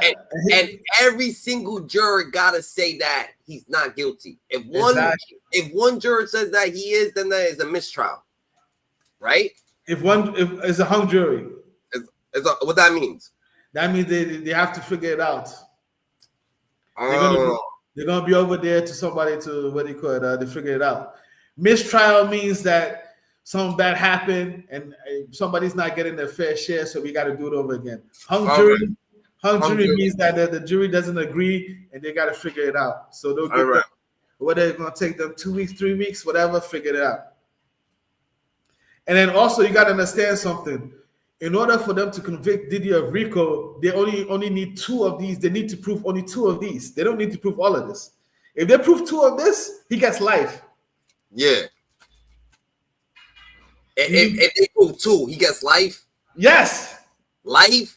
Life. Why? Why only 2? Because that's the rules. So that's the rules of the game. Predicates. That's the rules. Under the RICO, you need to prove only 2. Let me see if I could. I don't want to move this. So under the RICO, that's all in one RICO. So if they prove any of them 2, he's doing life. Straight up. Well, go. Well, yes. So that's why when people are saying, "Oh, I don't see the RICO, I don't see the RICO," and stuff like that, it's like, bro. All right. Yeah. So if he gets not guilty for because he's gonna get not guilty for the RICO then. He's gonna get guilty. He's gonna. So if you ask me, they've got him on the bribery, the $100,000 that they gave the security guard and everything like that. That's easy to prove, right? But you gotta understand that they filling the case with so much bullshit that niggas is looking at it like, yo, you know what? They looking over that shit. What's to look over? What you look, bro? Look, they saying the bribery, right? They'll say something about a bribery situation, right? And then they got fucking 40 other fucking 1,000 pages of some sexual acting, so it's like it oversees that shit, with all the but when the jury is gonna vote for it, they're gonna go one by one. They're gonna go one by one. Yeah, that's why the guys. This the lawyer. That's why he's presented it. They're gonna go one by one. Kidnapping and violations. They're gonna ask everybody: is he guilty? So vote. Arson, blah blah blah blah blah. Bribery. You're gonna go one by one. That's why I said most people they don't even have the capacity to do and understand that all of these crimes is just underneath the RICO. All right. So how many people gotta say not guilty for him not to be guilty? One person. Only one person gotta say not guilty. Yes, of what do you call it? Of the charges. If everybody says guilty and one person says not guilty, we have a hung jury. So that's what's gonna happen. Well, we'll see. We'll see. I feel like when it comes to the bribery part, who is gonna say that he didn't bribe him? Why would they say that? Based on what evidence? Out of all 12, it's not that. Out of all 12 people, everybody's not gonna agree, bro. I'm telling you. And all these charges, out of all 12 people, everybody's not gonna agree. And all these charges, nigga, out of all them 12 people, everybody's gonna say not guilty. One person's gonna say not guilty on all these charges. Everybody's not gonna say guilty on everybody got different mindsets. So there's gonna be one person that's gonna say not guilty. Not guilty. Well, so let me ask you this question. If Diddy felt that way, why did you think he gave Cassie $20 million? What you mean? Who wants to go through this? What are you talking about? Who wants to go through this? Like, who wants to go through this, nigga? Who wants to go through this situation right here, Dandada? So he gave him the $20 million, Dandada, because he didn't want the book to come out, Dandada, but he still had to go through this right here. Okay. Well, don't forget she asked him before she filed, and then he said no. And then when she filed is when he gave the $20 million. So he could have prevented this, right? Yeah. Yeah. He could have, but he couldn't have. That's why he didn't give her the $20 million, because she still was gonna go through this. So when he finally understood that this was gonna happen, that's when he gave it to her so she could be more lenient on the situation. You know what I'm saying? Because she was gonna give him this shit was gonna happen if he gave her the money before or after, it doesn't matter. This shit was gonna come up, because she was already talking. So even if he paid her, this shit was gonna still happen. Nah. Yeah. Nah, that's a fact. Even if he paid her, this situation was going still. Why you think he didn't pay her, Dandada? He didn't pay her because he thought he didn't take it serious. Yeah, nah. He didn't pay her because he didn't know what was going to happen, Dandada, but he already knew that this situation probably was going to happen too. So it happened. Then why you think he paid her after it happened? He would have never paid her. Nah, he paid her because he understood that, oh, I bet she's running the play. The play was going to get run regardless, so might as well just pay her and might as well just run the play too. It was going to get ran. You know what I'm saying? It was already in motion. The play was already in motion. It had been in motion when he was asking for the money, Dandada. It was already in motion when she was asking for the money, Dandada. She was just going to get paid earlier. That's just what it is. Okay, so then if he's innocent, then he shouldn't have any worries, right? It should be. I'm not saying he's innocent. That's not what I'm saying. I'm saying this logically. I feel this is my own opinion, only my opinion. I feel like more or less all 12 jurors on each of these charges is not going to say guilty, guilty, guilty, guilty, Okay, guilty. let me. It's going Let me try. I think I need to explain something to you a little bit so you can get how this thing is going to go. Okay, so let me I don't want to switch my screen. After the video, I'll show you some shit. We're gonna play this video. I'll show you some shit. Bribery, witness tampering, forced labor, sex trafficking, prostitution, and drug distribution. Now, as the indictment says, you have to prove that defendant P. Diddy agreed to conspire to commit 2 of these racketeering acts. So essentially, they got to show. My bad. You see the part where I said about the two what do you call it? Things you need. That's what you were just talking about right there. And drug distribution. Now, as the indictment says, you have to prove. It says 2 times though. It says 2 times right there though. So only them charges. You need 2 of them. That's what I was trying to tell you. See right here. Yeah. You need 2 so the sex trafficking and the other ones. Not all of them. It's like 3 of them. Yeah. So you need. It's either you're gonna pick the bribery. You're gonna pick the obstruction of justice. You're gonna pick the sex trafficking. Now the justice obstruction don't fall in that 2 times shit. Yes, it does. Yes, it does, bro. Right. You can look it up. Obstruction of justice. Obstruction of justice is actually why Diddy's in jail right now, because he was trying to call all the witnesses and everybody like that, telling them, "Hey, say this, do this, do this." That's the bribery charge. You saying with that? Yeah, obstruction. Yeah. Okay. Oh, the intimidating witness. Yeah. That's all part of RICO. Yeah. Yeah. Hold up. Let's get back to it.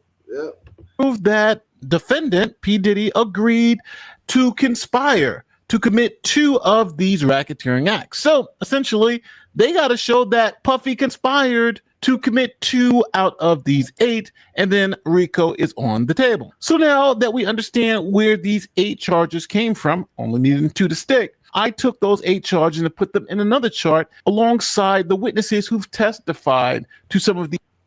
So you see right here? So you got the charges on the side, and then you got the witnesses and stuff, just for the people who harbored, are finding it hard to put everything together. Let me see. All right, so boom, the kidnapping, we got. All right, so Cassie's the only one that got that could testify in the kidnapping charge. No, don't you see the first name over there? What? Capricorn Clark. Capricorn Clark. Missed that. Nah, I know. I seen that. Capricorn Clark. But there's 2 people. Yeah, it's 2 people. I know. Yeah. In fact, I'll even go as far to say Don Riches You know who Dawn Richard is? Nah.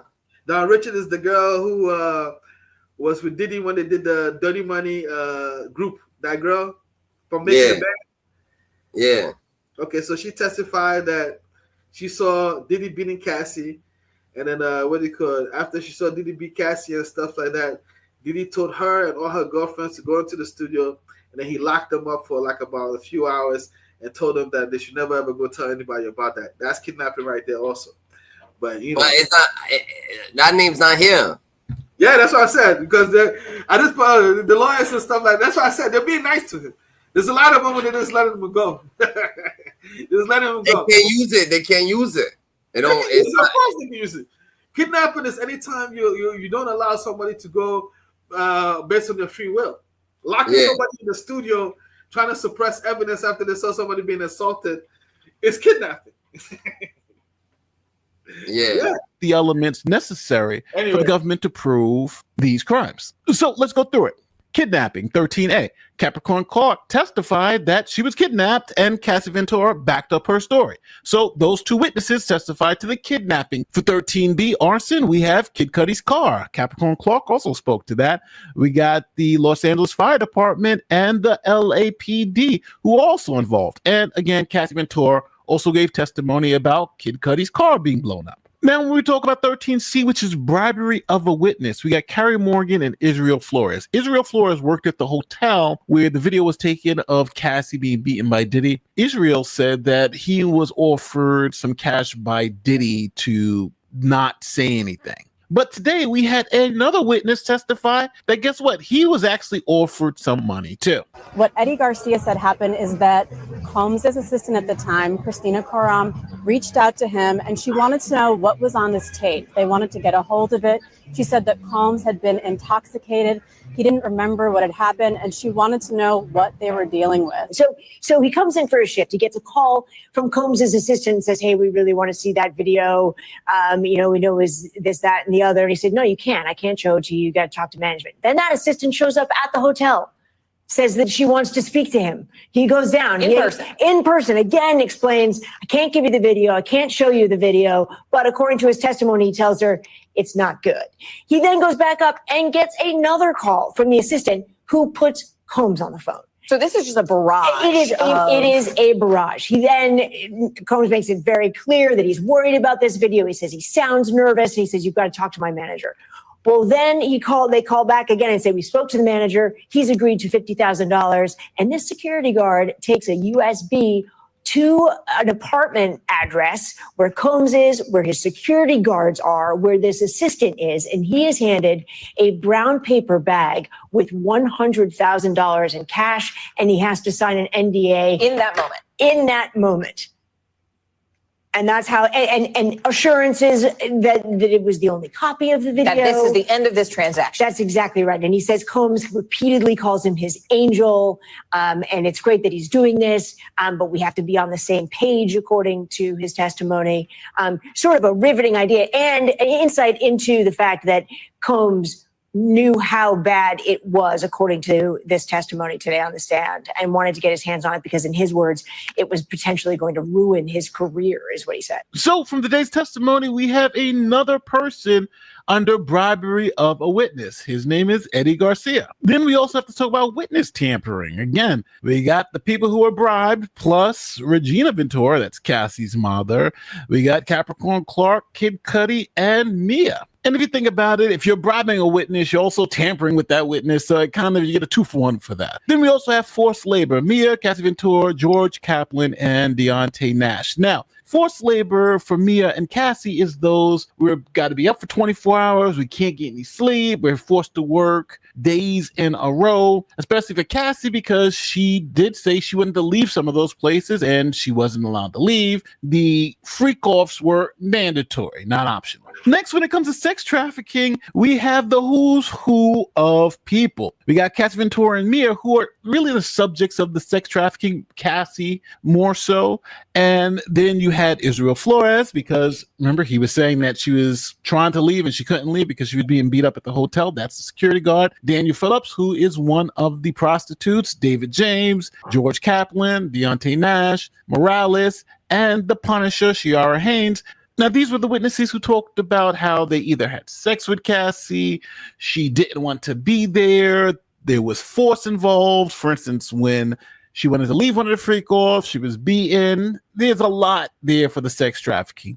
But these are all the witnesses that have spoken to some of the elements of sex trafficking the government's trying to prove. Next, we get the prostitution, which I'm going to tell you, I think this is a home freaking run for the government, because 13G is transporting prostitutes across state lines to have sex. And Daniel Phillips and Shiara Haynes, the Punisher, both said that they were traveling across state lines to have sex with Cassie Ventura in different places, all paid for by Sean Combs. Also, you got George Kaplan and Frederick, who was a manager at one of the hotels. They all testified to the quote-unquote freak-offs that occurred across various states. And last but not least, we have drug distribution, which people get confused about, because supplying drugs to people at parties is distributing drugs. It's a little different because you don't have to sell them, but when you're giving them out, it's just as bad. And you got Cassie Ventura, David James, the agent who found drugs in one of the raids, George Kaplan and Capricorn Clark, and many others also talked about there being drugs at the freak-offs and the parties and all this other stuff. So drug distribution seems to be another home run, when for the government to only need 2 of these charges, 2 out of 8 of these things to really stick, you're looking at some real problems for the diddler. Along with those damaging witnesses, we also had Derek Ferguson, and he was the CFO of Bad Boy Entertainment. Now, he testified on the connection between Combs' businesses and these freak-off sex trafficking things. Specifically, how employees were reimbursed for their expenses with corporate cards. Several Combs assistants had testified about purchasing so-called freak-off essentials at Combs' behest. On direct, where Ferguson is now testifying about a $20,000 transaction that came in from Cassie Ventura's father. Now, this makes us look back to Cassie Ventura's mother's testimony, where she was asked by Combs for $20,000 in exchange for not putting out explicit videos of Cassie, and because she thought Combs was going to hurt her if he did not receive that $20,000. So there you have a business transaction through the company that links directly back to what would be considered illegal conduct. And that's why this might have started off a bit slow, but that type of link speak to the prosecution's case, where they say Combs' businesses are really just fronts for this criminal enterprise.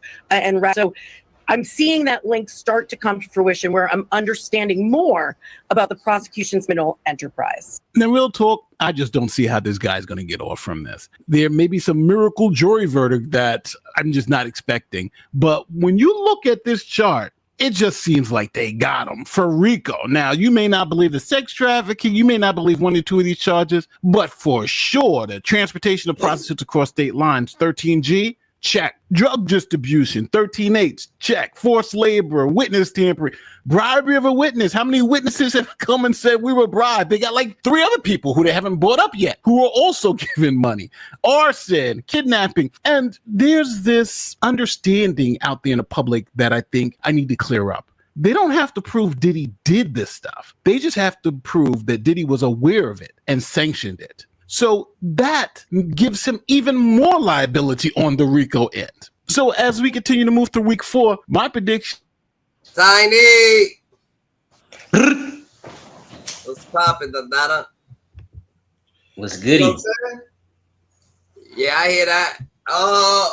I still look at, I understand, look at, there's mad shit there, Dada, right? But you said only one person gotta say not guilty, Dada. That's what I'm trying to say, Dada. That's the only thing. But I see all that. That shit is crazy, Dada. Like, that's crazy. There's so much, but it seems like just because it's 12 jurors, one of them gonna be like, yo, not guilty. Yo, not guilty. And if that happens, then what? It don't even matter, bro. Trump for the pardon him. when he gets sentenced, he do a couple years, Trump pardon him before he get out of office. Yeah, Trump's ass ain't got too much before he gets out of office. You said, right? You said before he gets out of office, Tiny. Yeah, he gonna pardon him. Yeah, they did business. They did business back in the day and shit. Yeah. What happened? What happened? Just facts. I typed it in the wrong shit, man. My bad. All right. Yeah, man. But yeah, I'm gonna show you something else that I think you might find interesting. And this is the part where I think everybody you're gonna understand exactly what I'm saying. Let me. What's good, James? What it do, Dundada? We up in here, Dundada, with just the facts. Dundada, Tiny Arm, Dundada going crazy. Dundada, you heard? No Diddy. Now that's a fact, Dundada. That's mad people, Dundada. That's mad fucking evidence. But yeah. I just feel like since you said like, oh yeah, only one person gotta say not guilty or shit like that, there's gonna be a couple people saying not guilty. Let me see if you can see can you see my screen? Yeah. Okay, so this is the part where I want you to understand. So let me scroll up a little bit so you can see. So you see, let's even take this. We can go from this page right here. Government proposed question 27 and 28.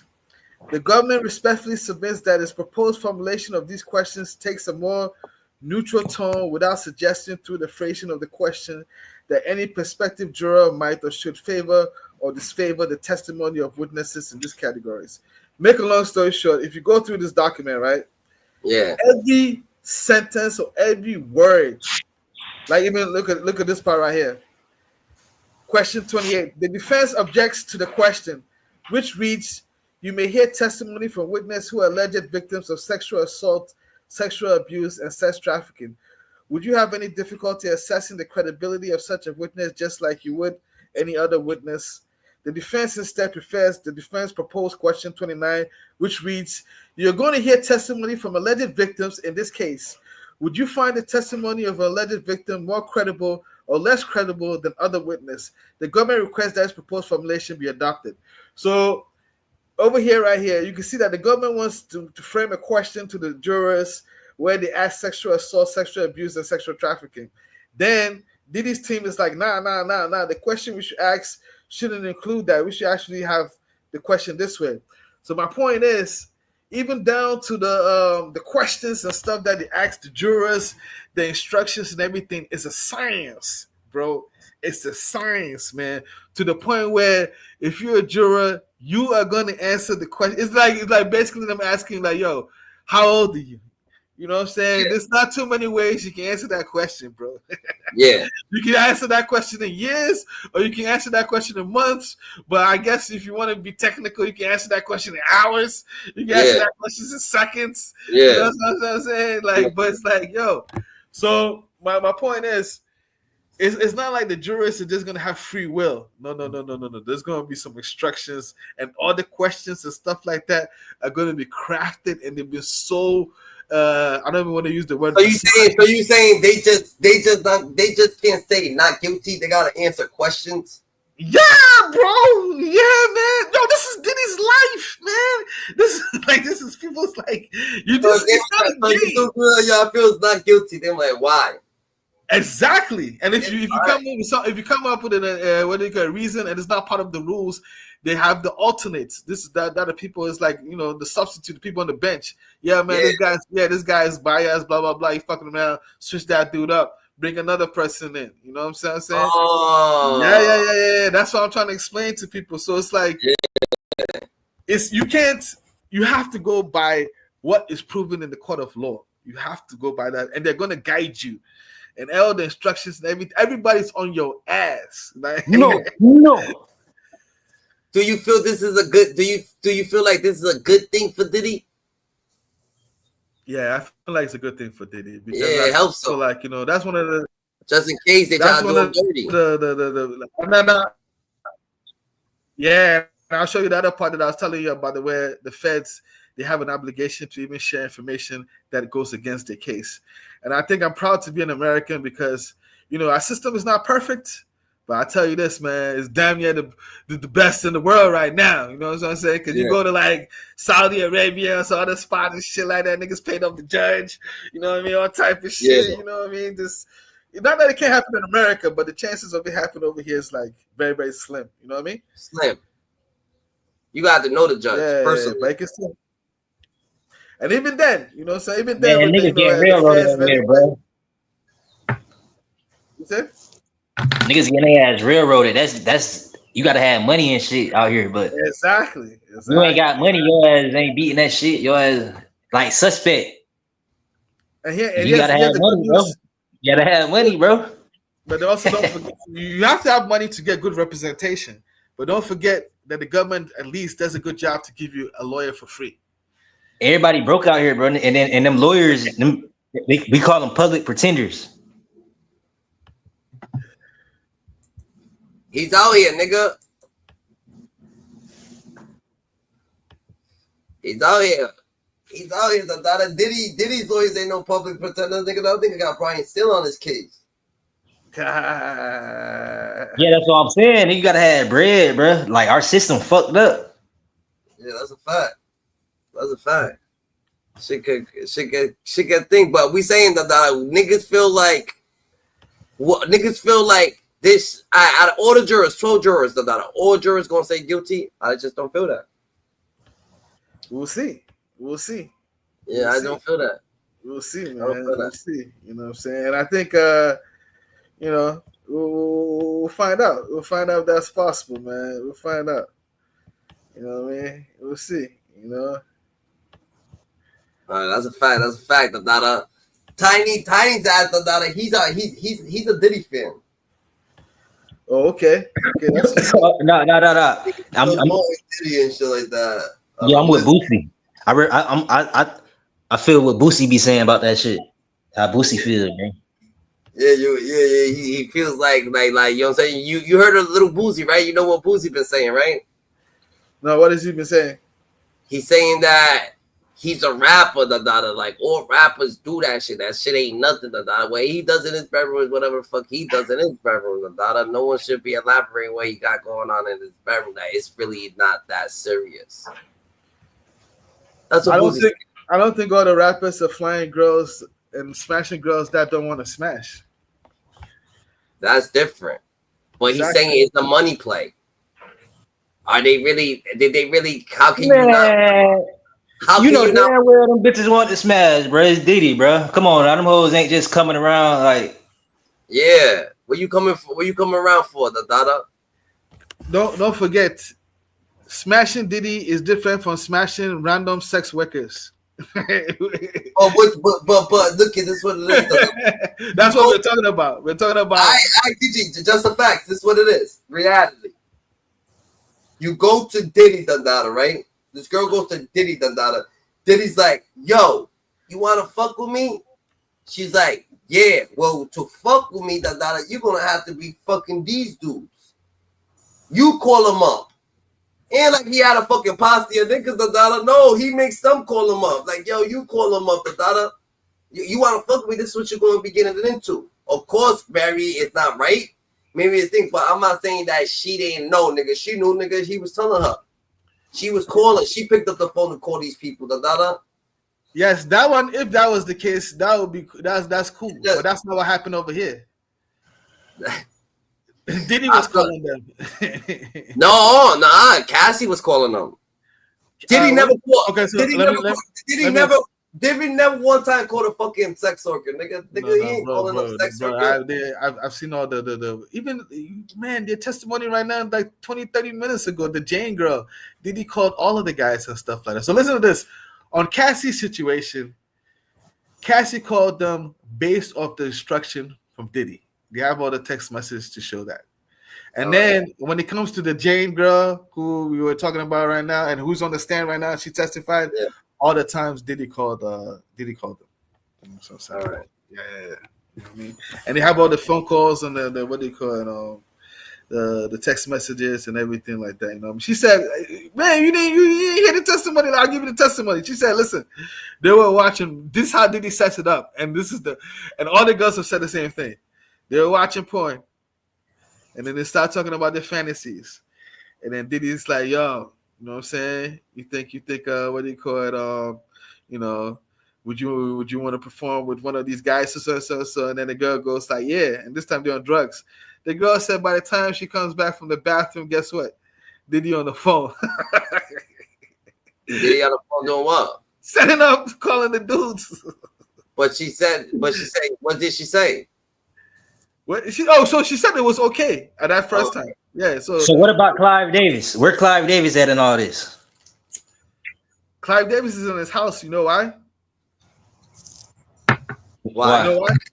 Because nobody's filed a fucking lawsuit against him. So why would he come out and play? Yeah. Why would he even care? Yeah. He don't got beef with What you nobody. mean? Niggas been saying he fucking niggas and doing all this. They're saying all that stuff just like they've been saying all that stuff about everybody. But until you file the lawsuit, it don't get real. Yeah, that's the difference. Nah, it ain't even about that. It's just about the powers to be. Like, that's a white Jewish man. You ain't just putting him on Front Street like that. Who is?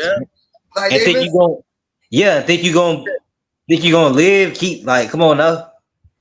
Nah, I feel what you're saying. They're not gonna be able to, like, you can't do Because that's where Diddy learned all that slam shit. That's a fact. That what happened with Clyde? That means let me work like that. You see this guy right here? When they do the screen? You see my screen? Yeah. You talking about all white people. You know who this dude is? Yeah, he free. Yeah. So let me explain. You know how much money he bring in every year? You know how much his check was? Tonight against the former CEO of Abercrombie $5 billion. And 2 other suspects let arrested me tonight on federal stop, charges of sex trafficking and Does it come prostitution. from my screen? Prosecutors say they lured young men with the promise of modeling jobs.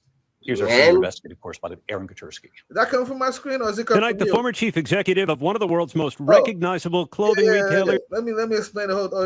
So listen, make a long story short. That dude right there, Abercrombie and Fish. You already know Abercrombie and Fish. It's kind of like the polo for like white people and shit like that. You know what I mean? This dude, he was making like $80 million every year. That's his check. That's just his check and stuff. Not to talk about bonuses. He made Clyde Davis look like a small dude. This guy right here, they have people coming over here. You come in and be a model and stuff like that for Abercrombie and Fish. Next thing you know, they fly you to the island, and these guys are getting into the ass for real, smashing these dudes for real. Not like shit that people are like talking about Clive Davis. You know what? When the feds came and got him and everything like that, you know what his defense was? And what everybody should learn, and how he's at home right now chilling. You know what his defense is? What? His defense is he has Alzheimer's. Alzheimer's is a disease where it means that mentally you are not there. You can't remember certain things. So they let him off. That means that you are not fit to stand for trial. And then you know what the craziest thing about it? When they went and looked into his contract, he had a contract with the Abercrombie and Fish to say that any criminal charges and stuff that are brought against him, they gotta pay the legal fees. So now the $15 or $20 million or whatever that the legal fees and stuff that he used for the lawyers and stuff, Abercrombie and Fish and shit like that pay for that shit. You know what I mean? So what I'm trying to say, you talking about Clive Davis, man, you talking that's music money. That ain't no money. That's little, that's why you gotta fuck with niggas like Puff and shit like that. That's who connected to Diddy though. I'm just keeping it on the Diddy. Like that's who Diddy learned this shit from, and he just skated you like. You can't put that on Clive. You can't. What you mean? Look it up, bro. Look it up. You ain't got no facts. I got facts, bro. You can look it up. You ain't got no facts. You ain't got no facts. You got hearsay. How's that hearsay when he got his first deal from him? That's how Diddy got on. First deal doesn't mean that he's the one who grew Diddy. What are you talking about? Bro, a random how was a random nigga getting a deal, bro? He's not a random. Don't ever disrespect Diddy. Diddy's not a random nigga. Diddy is in the 90s. Yeah, he wasn't in a the early random 90s. nigga. Diddy was one of the first youngest people ever in America to become vice president of a major music label at Uptown Records underneath Andrew Harrell when he came out with Jodeci, came out with Mary J. Blige, Father MC. Don't play Diddy like that, man. Don't ever play Diddy talking about Diddy. How did he get in that position, bro? How did he get in that position? Huh? How did he become got a in vice that president? position. He got in that position from what do you call it? First of all, everybody knows Diddy from throwing parties in New York City and then throwing parties at Howard University, right? And then from when you start throwing parties and start being in that industry, what would be the next thing to do? The next thing to do would be to start managing artists. So that's Okay, what how do you get? Yeah. You it's a door, bro. Nori said it. It's a door for that shit. You don't just rise up to the top like that. That's why Drake suing Kendrick Lamar, because he's saying these motherfuckers hyped up a song to kill his career, bro. Like they control this shit. You don't control nothing. Kendrick Lamar dropped the song and everybody liked it. Simple as that. Fuck no. They juice that shit up, bro. Nobody. That song wasn't even that good. Keep it real. That song wasn't that good, bro. That song was not that good, bro. That shit was ass. What are you talking about? They not like us. They're not like us. You said not good. Who are you? I'm always show niggas. Music is subjective. Who are you to come and tell us that the music is not good? The people said they like the music. What are you talking about? I'm going off by the lawsuit because that shit. You going by the lawsuit? I'm going by reality. That is reality. Harrell groomed Diddy. James said. Huh? Andre Harrell groomed Diddy. Tell him, yeah. Andre Harrell is dead. Andre Harrell is dead. So I'm not gonna put any spun on his name, but we need to come out with nigga. Tupac been saying all this shit, bro. Like Tupac been saying this shit. Illuminati, all of that. We need the facts. Yo, when did this former CEO of Akamari Fetch do whatever the case may be get knocked off? They got picked up 2 weeks after Diddy got picked up. All right, and he's out. Yo, yeah, man, he's out in the crib chilling. You know what I'm saying? Crib chilling. Why he's out? I just told you because he said he has Alzheimer's. Oh, all right. So that means that mentally he's not dead. You know, it's a game you play. So why didn't it work for Suge Knight when Suge Knight said he had a fucking a health issue, and they still banned his head? You feel me? Like did he say he had? When he fell out in court, when they gave him all that time, he fell out of court, bro. Yeah, that's not a health issue. That's being a bitch when they give you a sentence and then you pass out. That's being a bitch. Oh man, how you gonna pass out when as soon as the judge sentences you for life, he passes out? That's being a bitch. You know, listen. Let me tell you something, especially with Suge Knight and all those people. If you know how to play the game, you should have already had your doctors and stuff like that already preparing the medical records already. So by the time you get there, they already come to show. That's why you gotta learn from these guys. You know what I'm saying? This CEO, Michael, that's the guy's name, Michael Jeffries. Ain't nobody interviewing him. He's the man. He's that dude. he's that like. For real, okay. So Clive Davis, who was his buddy? Quincy Jones, right? He was friends with Quincy Jones, right? He was what? He was friends with Quincy Jones. Okay. Clive Davis. Okay. So, what did Tupac say about Quincy Jones? What did Tupac say about Quincy Jones? What did he say? He said he tried to fuck him. Okay. Where do you think Quincy Jones learned that from? That, birds of a feather flock together. So that's how that shit go, bro. They all together linked. Oh yeah. That's how that shit go. That industry shit, bro. Like it can't be, but you know what I'm saying? Pac, it's an interview with Pac saying that shit, bro. You like, man, that nigga tried to fuck me or some shit. It can be. So this nigga's at home, and Diddy's over there fighting for life. But do they got the same? And they got the same charges? Yeah. You ain't see the charges? Yeah. That's crazy, GG. How the fuck does that work? That's nuts. Right here. Sex trafficking, blah blah blah blah blah. You know what I'm saying? Yeah. What about the Telegram CEO? The Telegram CEO? I don't think is he out? Is he out or? They didn't catch him with no sex stuff for the Telegram CEO. I don't know that I know of. Because then they like turn that shit down or some shit, like booted that or some shit. Feds. The Telegram guy, he's not even American, right? I don't think he's American. But I think the feds arrested him or some shit. Telegram CEO? So what's going on? What's going on with Elon Musk and Donald Trump? Oh, I think that shit fake. I think that shit they just try to like keep that shit on some fake shit, like but they still friends behind scenes. You think so? I don't think that. You think that's what it is? Yeah, because they ain't like the way Elon Musk had all that power and he was like calling shots a little bit. So it was like, hold on, like we don't want the public to really think you fucking. Oh, so they want. Oh, I feel it. So they want to fucking act like like they that. Wait. Yeah. So if they gonna say that Elon Musk don't got so much power and shit like that. Yeah, because you know they was like they ain't like the way he was in that bitch just calling shots, bro. He just bought his way in this shit. He ain't even American. That nigga just bought his way in this shit. He's American. What you talking about? He's not American. Bro, he from South of Africa. Does he have an American passport? Well, he American now. I'm just saying, like he like originally. Yeah, like, so you know, what do you mean that he's American now? He's American. but I'm saying how them white boys look at this shit, bro. These how them white boys look at that shit, that Mason shit, in the fucking. Oh, he grew up in South Africa. I don't think what he said. He grew up in South Africa. Yeah, he grew up. He's from South Africa. Yeah, that's where he grew up from. But most Americans, though, if you look back, everybody has somebody who grew up from somewhere else, right? Yeah, but I'm just saying how white people look at that shit. If you are where you from, where you born from, where he was born at. He was born in America. He was born in South Africa. All right then. You was born in America. Yeah, I was born in America. All right, there's a difference. If you was born in South Africa, you're from South Africa, nigga. The difference is if you're born in another country, you can't become president in America. So Elon Musk can never become president in America unless they change that rule. So he can't call the shots. Oh, I see. So he could never. Number one. That's number one. So that's why Trump already knows. Like, bro, he's just a smart guy. He's a good advisor. Keep him around. But if he's saying things he doesn't know, you gotta tell him to shut up. You know what I mean? Yeah. So he told him to shut up. He was doing good shit though. He was doing good shit. He was exposing all that shit. How they was wasting all that bread. Yeah. They gave him. See, that's the thing. When the president gets in power, he gives you what do you call it? A job to do. His job was Doge, Department of Government Efficiency. Go audit all these guys in the different government agencies. Find out all the people who are wasting and stealing money.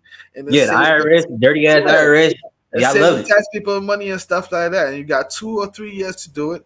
And after that, send a report and then get back to private business and get back to your private stuff. And we're going to handle this government shit because this is not what you do. Yeah, you smoke weed at all. I fuck with Elon Musk. That nigga smoke weed. All what shit. Yeah, he cool. I was just saying, like, yeah. Yeah, but he fucked up. He fucked up when he gave Trump some bad advice about what was happening in South Africa, where they were talking about the black people were treating white people over there as slaves. And, Donald Trump, and, I thought that was the Chinese people. I thought the Chinese people was over there enslaving niggas and shit. Over there fucking.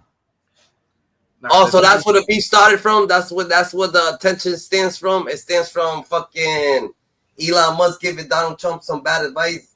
Yeah, because Donald Trump, they flew in the president from South Africa. He came over here. And Donald Trump confronted him, and they pulled up some videos and some pictures and shit. And guess what, bro? What? You know how Trump was talking shit and everything like that. The pictures and the videos and stuff that they were showing the president of South Africa, it wasn't even in South Africa. Get out of here. Yeah, facts. So the president was like, yo, man, you talking all this shit, talking like accusing me, trying to like disgrace me in the White House and shit. But the video footage you're showing is not even my country, bro. So then Trump was like, oh shit. Just, oh, my bad. So that's when he knew he gave him bad information and fucked his whole life up. You know what I'm saying? Because you know how Trump be. This is embarrassed himself. So at that point in time, you got so now they beefing because of that. No, they're beefing. You gotta understand, as a president, you gotta understand people's strength and people's weakness. So you told him to go and check out the feds and check out the efficiency. That's what you do. Don't come and he's not the ambassador. He's not what do you call it? Elon Musk is not the person you get information on how to navigate stuff in South Africa. Yeah, that's not. He's not good at that. Yeah, so he fucked If up. he was good at that, he'd have been in this country. What you mean? That's where he from. That's where his dad from, ain't he? Don't his dad still live out there? He probably get information from his parents and shit. He's from over there. You know better than that. Just because you're from over there, if you don't live over there, it's a whole different story. It's different. The same thing. Yeah, but he and his dad are beefing, right? Oh, they are? Oh, I thought he was like cool or some shit. Man, this guy, man, you know what I'm saying? Yeah, imagine this. Imagine Elon said he had a stepsister, and his dad and his stepsister had a kid, Yeah, I know. I seen that shit. I seen that shit on Vlad. I'm like, what the fuck? Weird ass nigga. And some other shit and stuff like that. So based on that shit, he don't really fuck with his dad on some, you know what I'm saying, on some real shit. You know what I'm saying? Oh yeah, because it looked bad. It looked bad in the public for that president shit. Exactly. They was bringing that shit up like, oh, your fucking dad is a freak. So he doesn't. Diddy time. All right, Dundadas, but we're gonna leave the segment right here, Dundada. Y'all want to leave on a positive note? Of course, man. I'll just say Diddy is definitely innocent until proved guilty. And you know, we're gonna let everything play out in the court of law. But as it goes, as it seems right now, things are not looking too good. That's all I'll say. Over to you. Yo, GG's the Dada, Zaida, Scoop Dollars, who learn from school with Steve, stay more righteous than never, the Dada. You know what I'm saying? Stay coherent from the shadows, the Dada. If you're in the elevator, who's elevated? God's elevator on the way to the top, the Dada. You heard? We're going to stay more aware than never, the Dada. God chose you because he knew he could trust you. God's best kept secret, the Dada. And stay more righteous. Ooh.